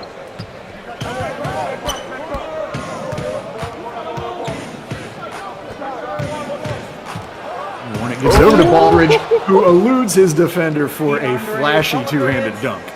Get that guy a map, because he does not know where he's going.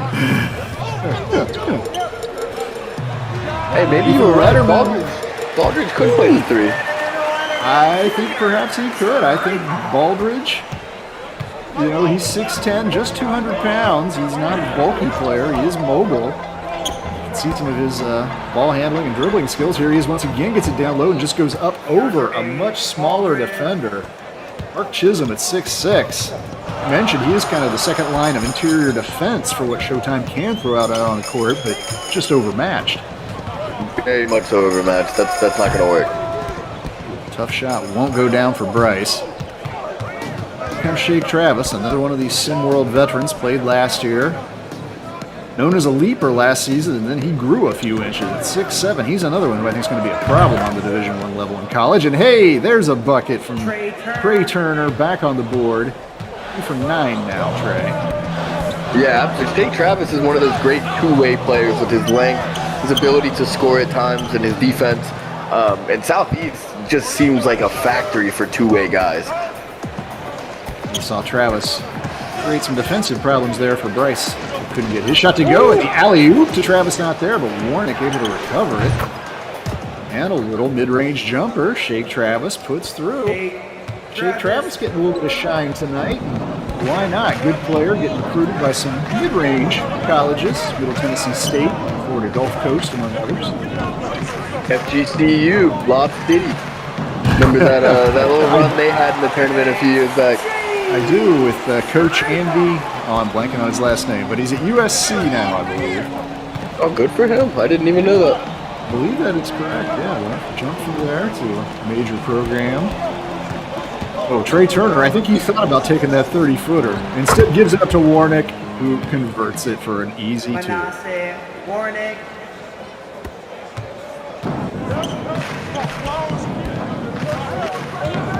Juka G with the ball, brings it up. Juka G's had some nice games recently. Another one who's had to step up in Bronny's absence.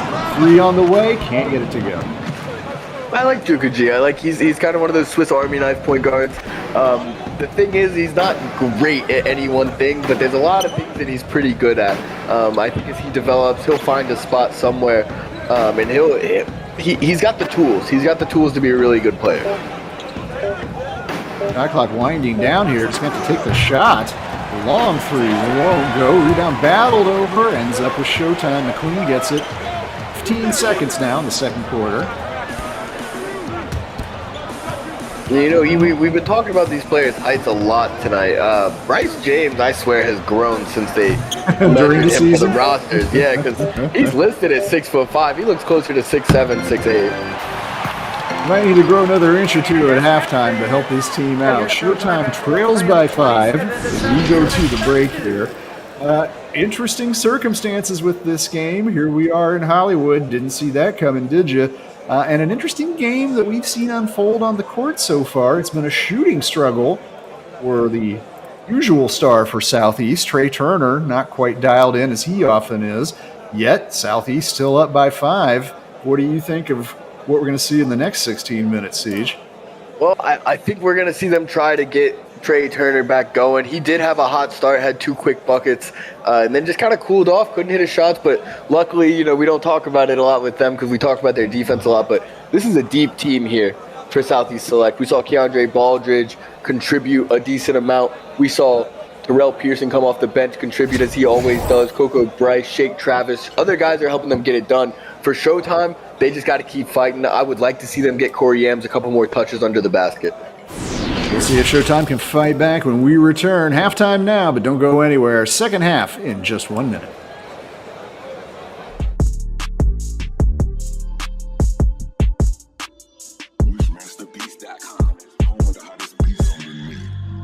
Up all night, putting work till it's daylight. Yeah, inspiration ain't required.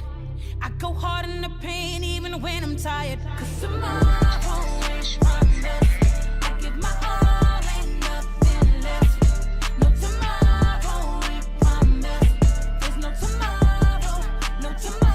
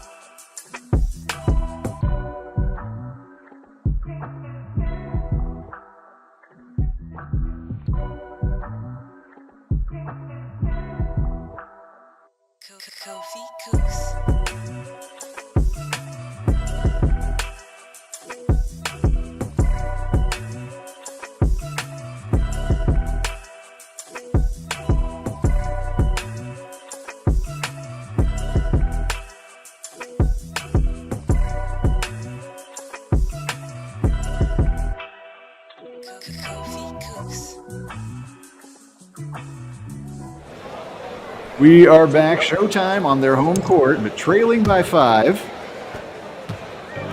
We're underway. They do have the ball as Juka G brings it up. Andre Baldridge really leading the way, I would say, for Southeast so far in this game. 7 points, 5 rebounds. Trey Turner just 3 for 9 from the field.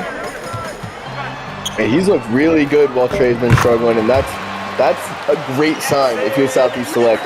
When your star power is struggling and you've got guys who can get it done regardless. Off the bucket underneath for Jackson McLean. That's it to go. 3-point game.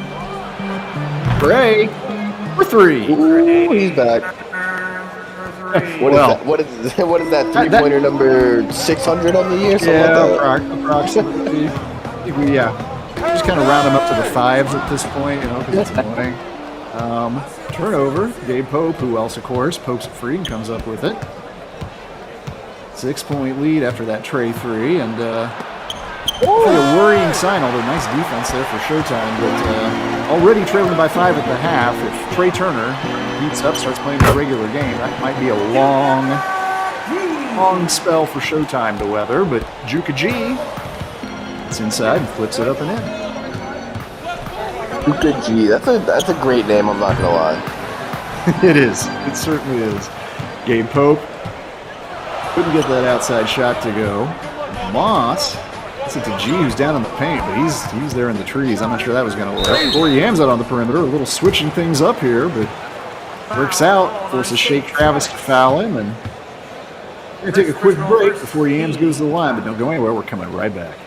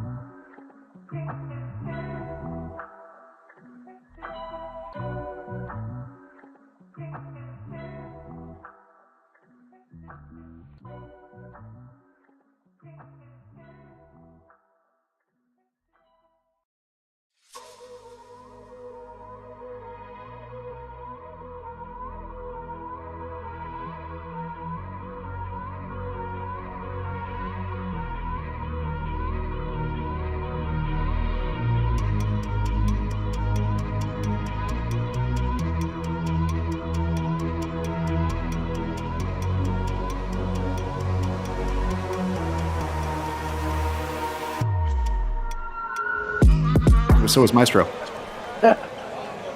4-point lead for Southeast Select here. Showtime going to the line. Corey Yams with a chance to cut this down to a one-possession game. Israel Vines, who had some nice moments in that first half for Showtime, back out on the court too. I'd like to see Corey Yams kind of step up and take over a little bit in the second half. Well, I think the appropriate word might be step up there. Let's take another look here as he heads to the line. Corey has an interesting free throw stance. Kind of pigeon-toed.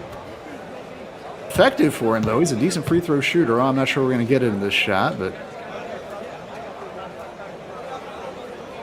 there you go.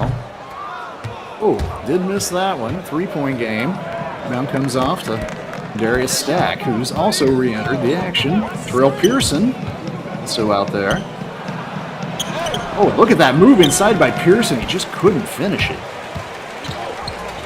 And, Siege, this is a interesting early break in the third quarter that Trey Turner's getting, especially after having hit that three.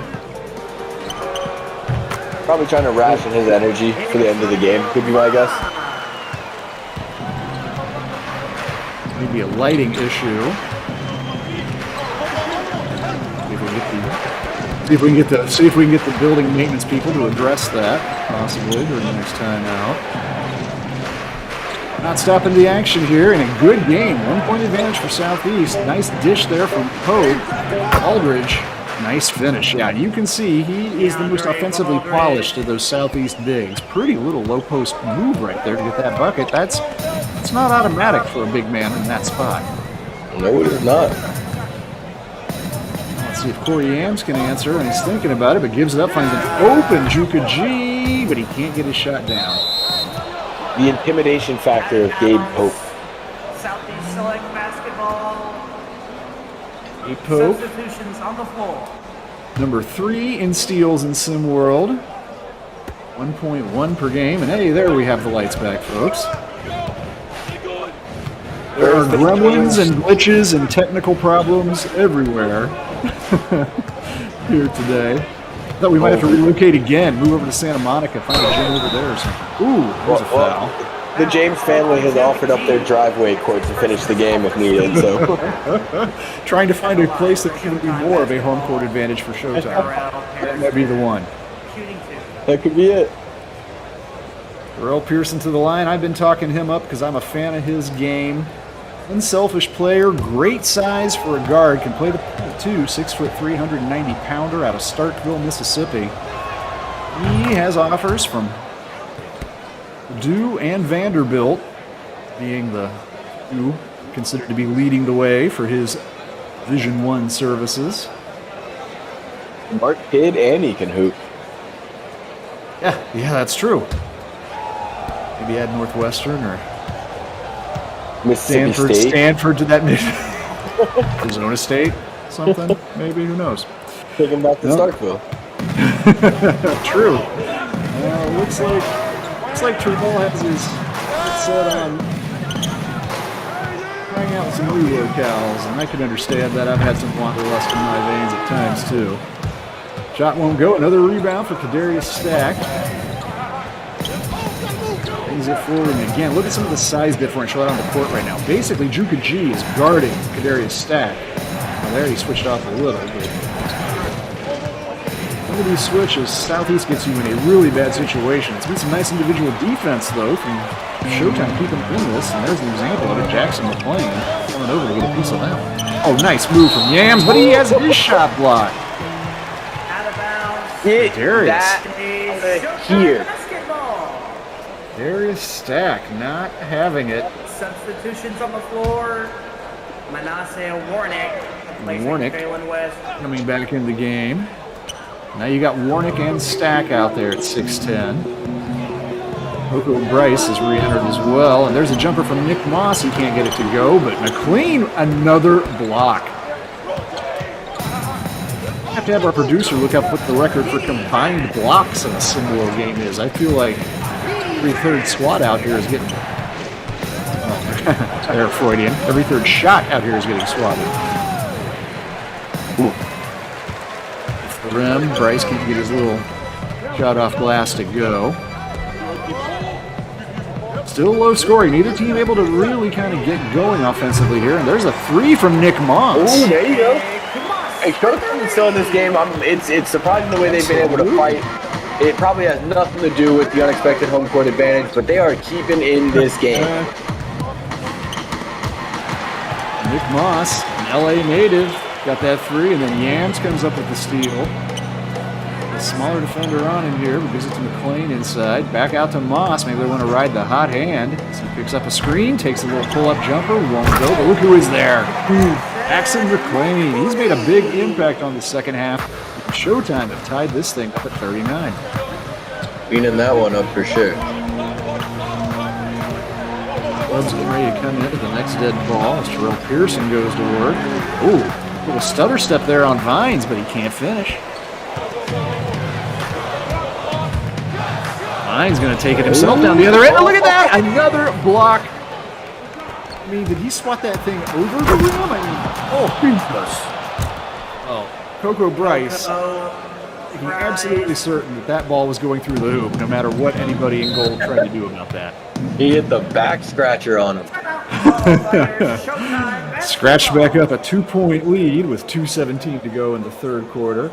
Well, this has been a full day of SimWorld TV action, and if you want to get in on that, if you want to join our sports media team, you know, you could be like me and Siege, you could be behind the mic. I mean, you do have to have golden voice, the quick wit, you know, and just the charm that we do to kind of make this whole broadcasting thing work. But hey, you could also be a keyboard warrior. You could write articles, you could be doing interviews with players. There's a lot happening. We're looking for people right now to join our SimWorld sports media world. Please come to Discord, connect with us there, raise your hand, let us know you want to be involved. It's discord.gg/SimWorldNBA.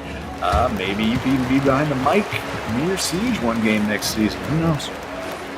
I'm also looking for an intern that will retrieve ices from the gas station for me. So if that is more your vibe, we have roles open in that department as well. I haven't had an icy, and accordingly, I haven't had a brain freeze in many years. That sounds pretty good. Both of them, oddly. The brain freeze just for the nostalgia. I'll tell you what, an icy is I wouldn't even call it a guilty pleasure of mine. I gotta have at least one a week, or I'll have to go. Wow. Wow.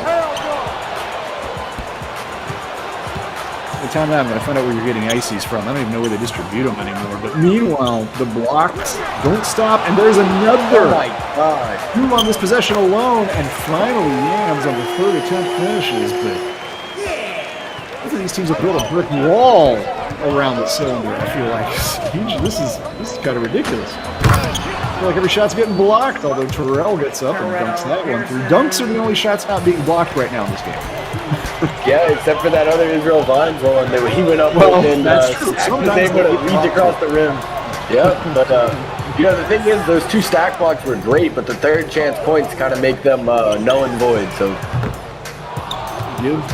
give some credit to Yams for the persistence, for the effort, not getting discouraged or defeated.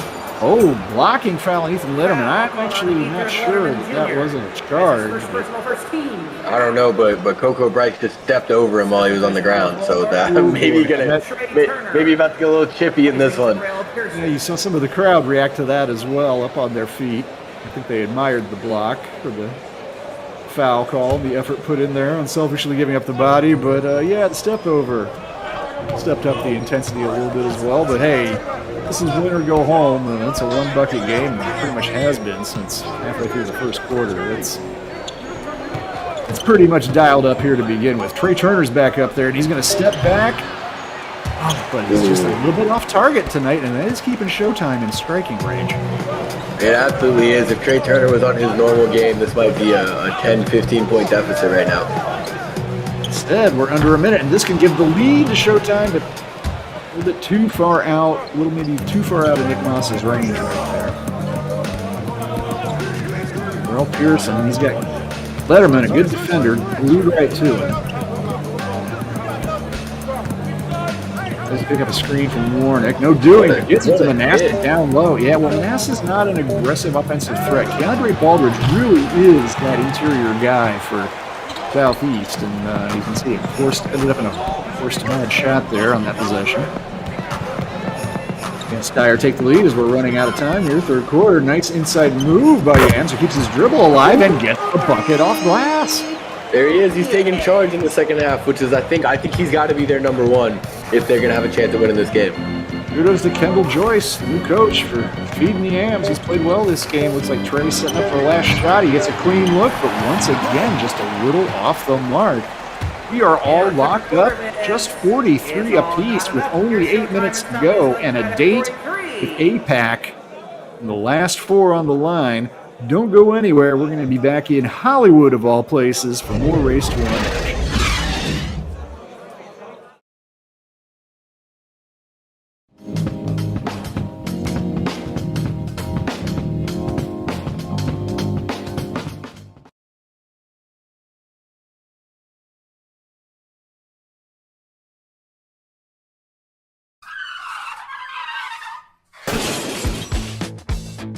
SimWorld presents Around the Table with E and the Fat Man.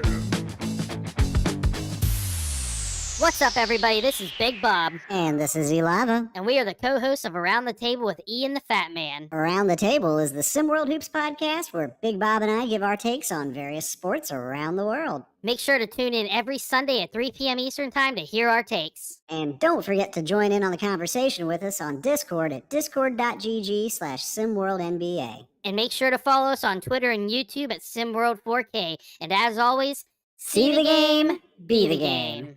Later, folks.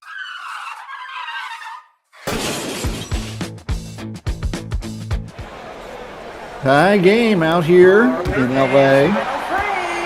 Earl Pearson leading all scorers off the bench with 11 for Southeast, and for Showtime, Corey Yams, 9 points, 12 boards. Gabe Pope, a little bit of offensive and defensive damage, and he gets Southeast underway here, final quarter of this game. And this is where it all comes. Showtime has stayed in this game the whole way. They're going to have a chance to win it now in the fourth. They just got to keep doing what they're doing. I don't know if that's what they need to be doing, but... Oh, probably not. Mentioned kudos to Coach Kendall Joyner for feeding Yams, but that was a little bit ambitious there for the big man. Oh, another nice cut from Gabe Pope. 4 quick points from him here to open the quarter. It's a personal Pope run, 4-0. Personal Pope run. I love that. I want it on a throw pillow. Those are the original lyrics to that Personal Jesus song. We changed it. Nice putback dunk, Corey Yams. Point game now. And Yams on a double-double, 11 points, 12 boards. Ooh, okay, Yams. Yeah, I see. I mean, he did publicly say that they were going to take care of business in this game, and this would not be a surprise for them if they won. But, and one there for Baldridge. Take a quick break before we go and see if we can complete the three-point play here. After the foul on Yams, Southeast a chance to extend to 5 when we return.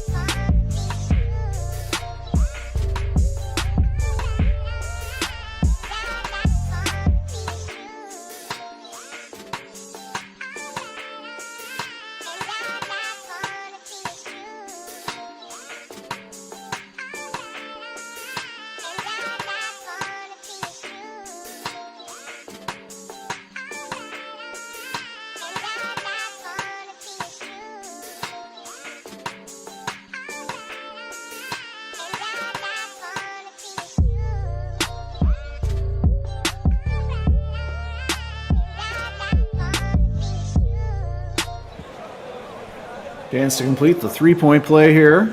Keandre Baldridge at the line. I said Stack before the break. Apologies, but it was Baldridge who scored, and Yams fouled him.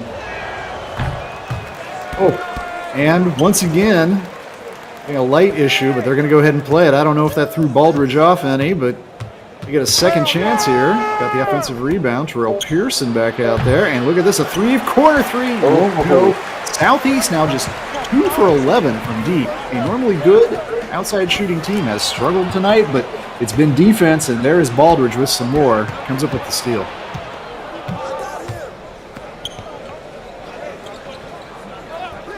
Lots of gremlins in the system tonight, Siege. And maybe something. Look at that. Again, I can't imagine that the situation with the lighting here in the arena is helping anything. We've seen a missed free throw, and that ball just wildly thrown away.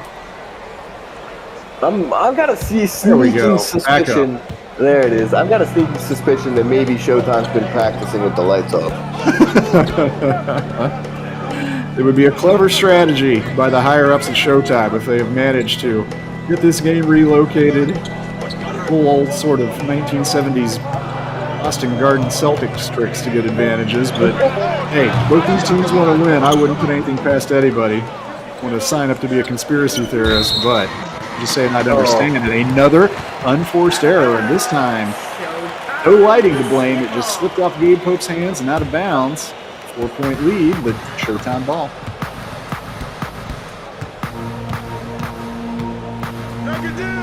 I think they got to keep going to Yams here. I know there's some great defensive interior for Southeast, but you got to find a way to get him the ball down low. I don't know about these mid-range turnarounds, though, particularly when he's got Darius Stack glued on him. Pearson whips it back out to Pope, and once again, he can't control it, and once again, it's a turnover. Southeast doing whatever they can to Showtime in the game. I saw Gabe Pope, by the way, jawing a little bit with somebody in the crowd. They must have said something about that turnover. I don't think Gabe liked that much. Said a little something back. Things are getting chippy in this game. Somebody needs to get Gabe Pope some stickum. That's the second little fumbled pass he's had. I have a feeling that's what somebody in the stands may have reminded him of, and Mr. Pope did not care for that. And look at that, I don't think he cares for that either. Nick Moss just shot that three over him and brought this back to a 1-point game with 4:45 coming up on the clock. Got ourselves from Trey. He's off again, and he couldn't be more wide open. Not a defender within 6 feet of him. They were practicing COVID protocols right there. He does get the steal. Yeah, you don't see a missed open three from Trey Turner very often. It's that one finally. Trey is just 5 for 14. Southeast is still up by 3, but this is a battle going on. We got a timeout here on the court. As good as all this action has been, we got even more coming up on Thursday. We're going to determine what two teams will be playing for the Race to One championship game. coming up Saturday, but let's not get ahead of ourselves. It's all going to kick off Thursday, 7 o'clock Eastern. We're going to have the winner of this game taking on surprising Asia Pacific. See who's going to advance as the conference champion. And on the other side, the Originators, led by DJ Wagner, going up against Beast of the East for Reed Redmond and co., looking to derail that train. You know, the Vegas line, the house money would say that we're looking at a Southeast Select Originators potential final matchup, and that would be pretty good watching DJ and Trey battle for a title. But Asia Pacific, Showtime here. Beast of the East got a little bit of something to say about that. Yeah, and I mean, look, Asia Pacific making the final is not that far of a dream as it might have seemed a while ago. Absolutely not. Nick Moss, he's been aggressive, taking threes when he's open. Couldn't get that one to go, however, after hitting his prior shot. Halfway through the fourth quarter, and it's still all to play for, just a 3-point advantage. Nice dish from Trey. Great finish from Stack. Southeast trying to pull away a little bit in these final minutes, just kind of make themselves a little less worried for the remainder of this one. Nick Moss steps back, thought about a three. Bryce James out there, but he has not been particularly aggressive or active in this game. Instead, it's Moss who's really kind of pulling the trigger and can't get that one to go either. Great Turner. Bigger but slower defender on him. Tries to get it over McLean. Can't do it. Great defense there from Jackson McLean. Hat tip to him. 5 for 15 from the field, though, now is Trey Turner. Not his best shooting night, but, you know, if you get a win, it doesn't matter. Nick Moss. That's not certain yet. Nick Moss.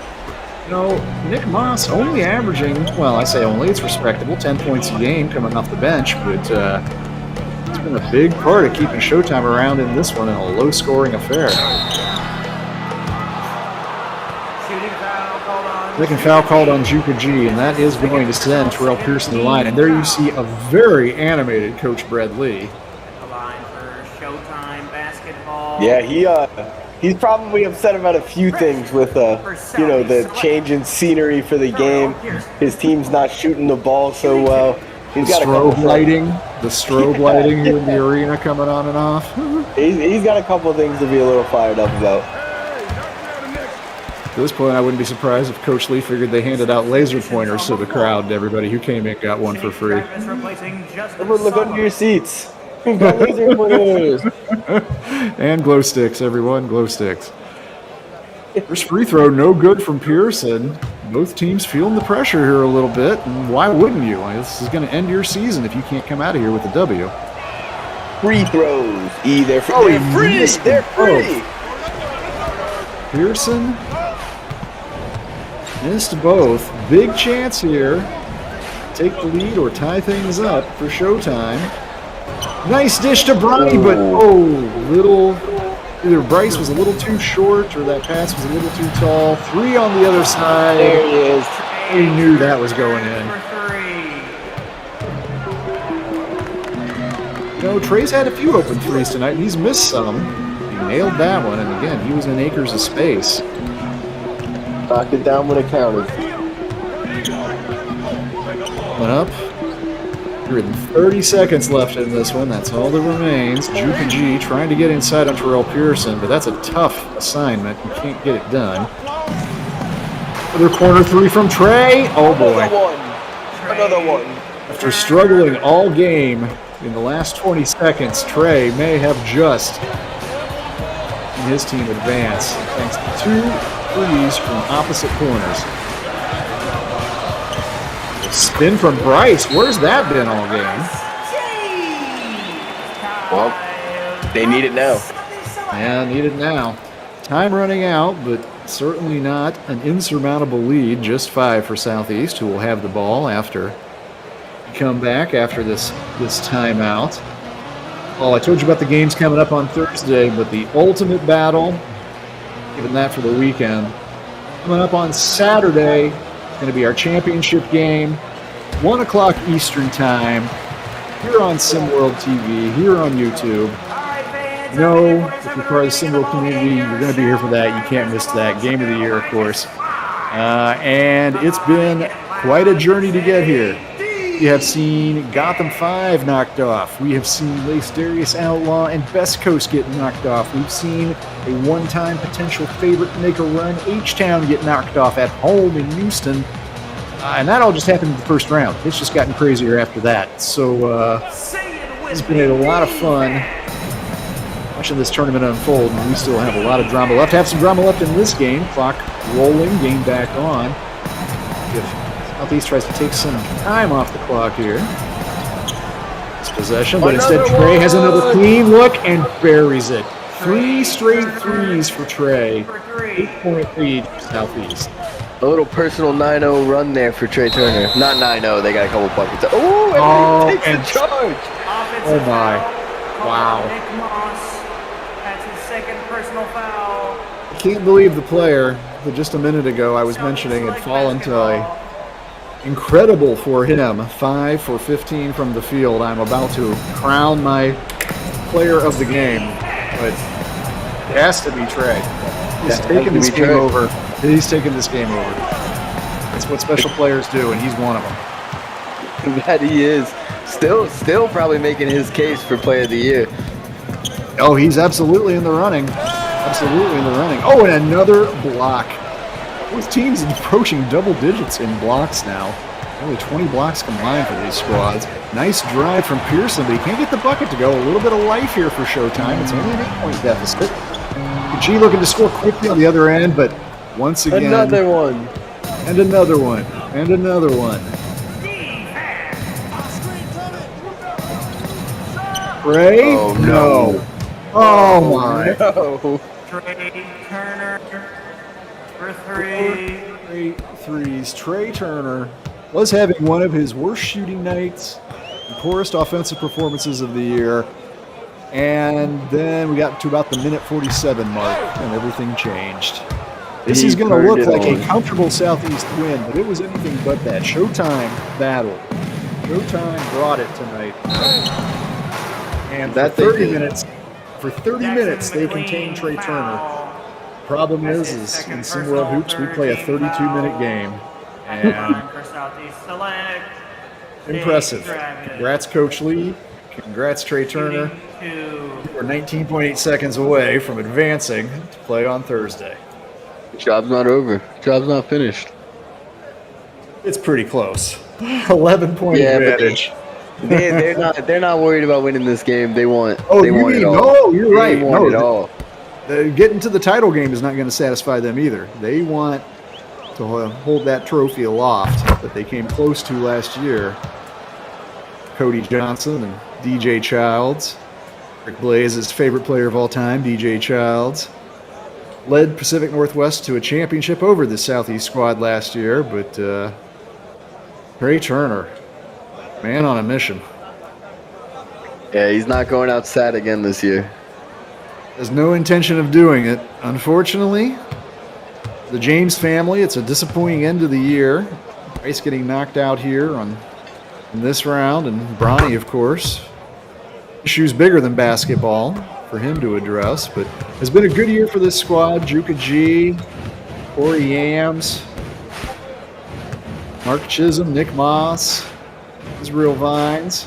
It's a fairly young team, too. Only Jackson McLean, Bronny James, and Juka G, 17-year-olds, actually as is Corey Yams, but good solid young core for Showtime. It's not all dark, but you can see the fans, you can see the stands are pretty much emptied here because Southeast caught fire when it counted late, particularly their captain, Trey Turner, getting it done from deep, getting it done with defense, and they are going to move on to play Asia Pacific on Thursday. Well, everybody, thank you for being with us for this game. Thank you for being with us for all the games today on SimWorld TV. And remember, we're coming back Thursday. No games tomorrow. These guys get a day off to strategize and recover, but we will be back on Thursday with 2 games, and it all starts at 7 o'clock Eastern on SimWorld TV. Well, hey, for my own good self, E Lava, for my broadcasting partner in crime, Siege, and for Yells and everybody behind the curtain here at SimWorld TV, thank you so much for being with us. We'll see you again on Thursday at the only place where you can see the game, be the game.